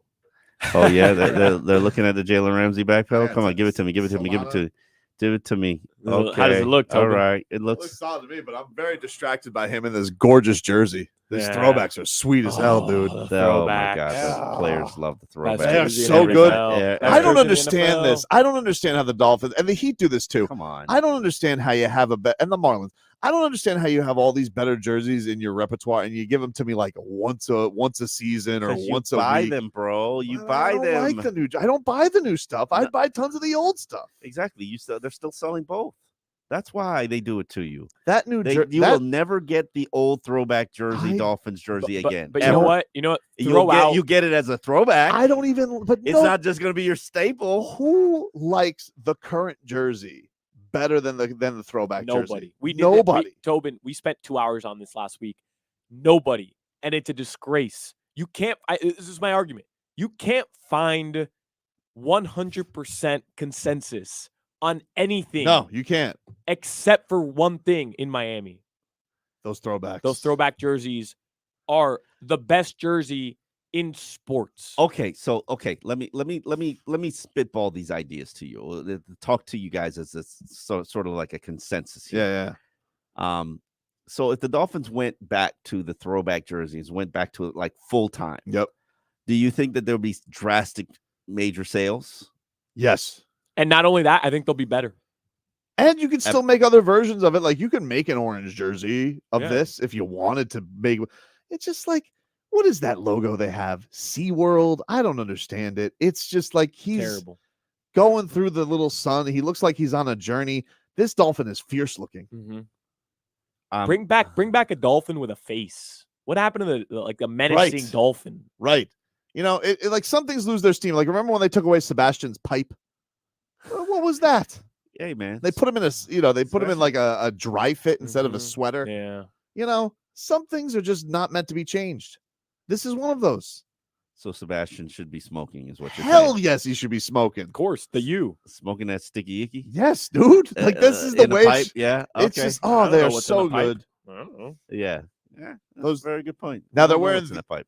They're doing these, and then they're wearing the other ones. They're wearing the aqua ones later in the year. God, you people are so obsessed about what they're wearing. Oh, they're so good, Omar. Look at them. Do you not see the backpedal in the jerseys? Like, and Tua's wearing it. It's so cool looking. It does look like a really cool jersey. I ain't even gonna lie. I'm telling you, right? All right. Even if Perry Ellis made it, you'd wear that. Look at that. You on sold CBS right now. Ooh, the back pedal. There's the back pedal. Yep. Yeah. Look at him. Is he the story of the week? The like pregame story of the week. Jalen Ramsey comes back miraculously after meniscus surgery 3 months. They just had Aaron Rodgers. Well, yeah, on the field throwing. Yeah. Throwing. Yeah. What the hell is that all about? Hey man, if This guy's Jalen Ramsey serious. can come back, This if guy's Jalen Ramsey serious. can come back. Stop. Don't. Hey, Aaron Rodgers, he's in Germany. He's doing blood. He might be, but like I think yeah. No, this is a huge deal. You had this Dolphins team pick him up this year. It was a big deal. Like Jalen Ramsey has been the star of a Super Bowl defense of a team that went to the conference championship. Like he's a star. He's an elite player, and he usually makes for an elite defense. Eichenberg is starting. Oh boy, Eichenberg is starting. Connor Williams is healthy. He's healthy enough to play, but Eichenberg is starting. Nervous. I mean, you don't need Connor Williams to make it through this game. So we're going to continue to give this Liam Eichenberg's our center test. I don't want a false insecurity because then, you know what if he has a good game and then next week Chris Jones picks his teeth with him? Oh, Chris Jones, without a doubt, is going to pick his teeth with Eichenberg, which is why we're trying to get Connor Williams healthy for Chris Jones. Oh, my God. You know Chris Jones is going to pick his teeth with Eichenberg. I know. like that's a layup. That's a given. We'll predict the game balls and give some final thoughts before the Dolphins take on the Patriots. Week 8 game day uncensored wraps things up right after this. Ryan Radke here from Sunday Night Football on Westwood One.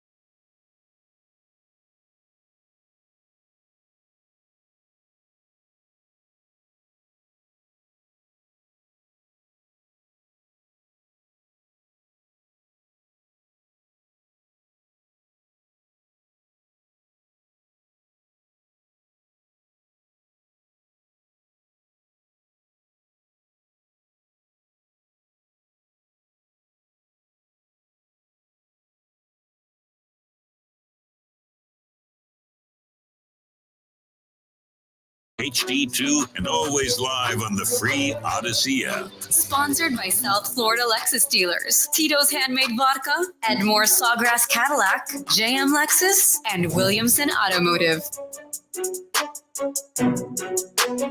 All right, welcome back, everybody. Game Day Uncensored here on 560 WQAM. Miami Dolphins getting ready for the New England Patriots. Let's predict the game ball, brought to us by our friends over at Lexus. The powerful and capable Lexus GX now with a 10.3-inch touchscreen. Expand your comfort zone. Experience amazing at your local Lexus dealer. Omar, who's getting the game ball today? Predicted. Who is getting the game ball today for the Miami Dolphins? I am going with Raheem Mostert.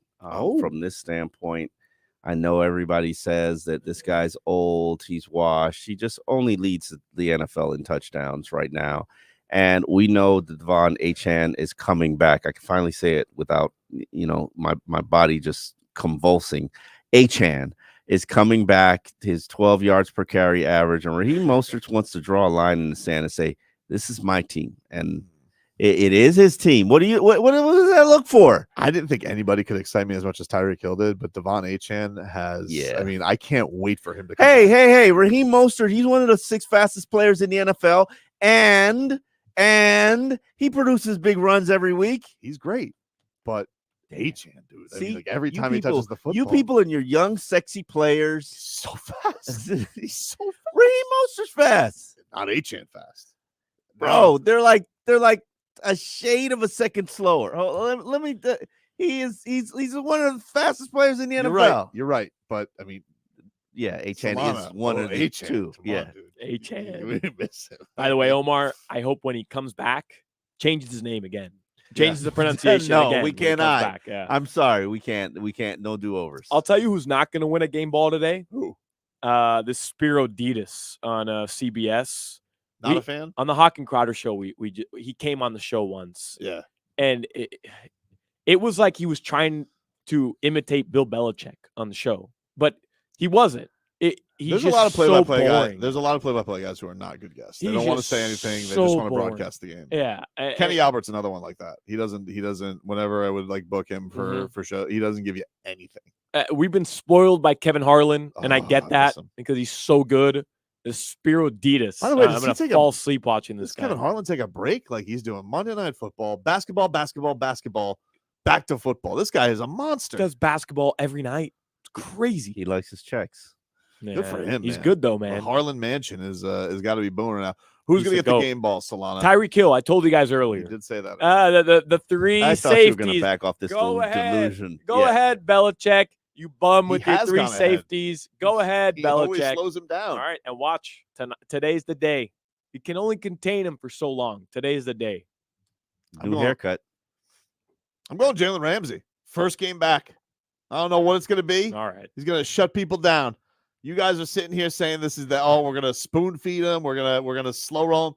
That's not how Jalen Ramsey works. The guy once showed up to the Jaguars facility in a Brinks truck. Angered Tom Coughlin. I mean, he did not like that. Because it was bring me my money. Yeah. And then he it forced the trade. You want to know what he did? He paid Blake Bortles instead. Dummy. Anyway, Jalen Ramsey's amazing. I can't wait to see this guy in action. Now that I've seen him actually in the throwbacks, I'm even more confident in his ability. He's wearing his visor, which just adds to the coolness. Him and Tyreek Hill both got it going on today. I think Jalen Ramsey's going to have a hell of a debut, and this is going to be the start of something beautiful. I think you heard Fangs sounded this week like he had been just like, I don't know, like he had a pep in his step. Like he just gotten some. Like he had just gotten some. Yeah. He did. He sounded like he was getting a lot of Fangs loving this week. And instead, it was just the fact, and I don't know if he was, I don't know what, Fang's marital status is. I don't know if he's cleaning up over it. Single, right? Okay.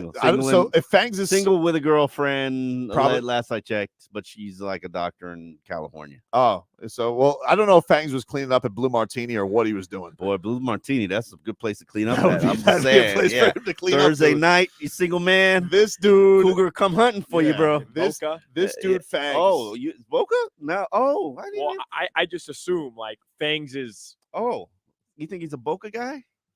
Yeah. How many Blue Martinis are there? The one in West Palm closed. There's got to be a bunch. I mean, there's one in Kendall for sure. There's one in Brickell. In Brickell. There was one in Boca. I don't know. Single gentleman. The one in Fort Lauderdale closed? I don't know.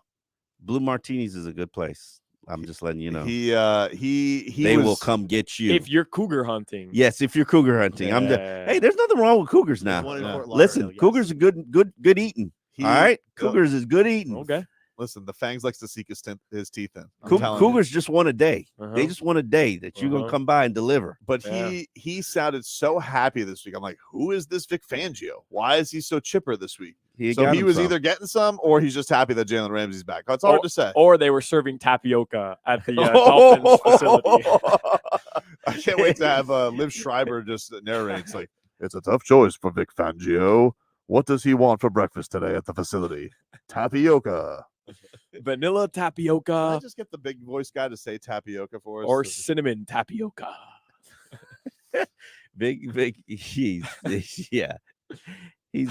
I you know what I want them to cover on Hard Knocks? I haven't gotten to the bottom of this whole cake thing. What happened there? What happened? I don't know. Nobody will tell me about the cake. Like, we don't know. Who gets the cake again? I don't know. So they were saying the defensive players, like Agba made a big play. I think it was against the Broncos. Yeah, they gave him an interception. They got a wedding cake. They gave him a wedding cake. Yeah. We still haven't gotten to the root of that. This is what Hard Knocks is for. It is. It's going to be an interesting thing. I'm very excited about Hard Knocks. And there's a locker room soap thief. Huh? There's a locker room soap thief, and we have to get to the bottom of soap thief. Soap? Yeah, they're stealing the soap. Like they're stealing the soap from like the cart. No, they're stealing. Everybody doesn't have. There's no like team soap. Right. Well, everybody has to bring their own soap, and there is a soap thief. Like a bar of soap. Or they're taking like everybody uses the liquid. Okay, come on, really? Step your game up. Are you still using a bar? Well, sometimes I was. You gotta get to the liquid, brother. I was liquid with a loofah, but I went back to the bar. Why? And what were your choices? I reverted to the bar. Why did you go back to the bar? The loofah. I'm over it. Does anybody even have like a old school? Does anybody even have that anymore in their bath with the little dip out thing? Oh yeah. That like where you the bar put soap. the bar of soap.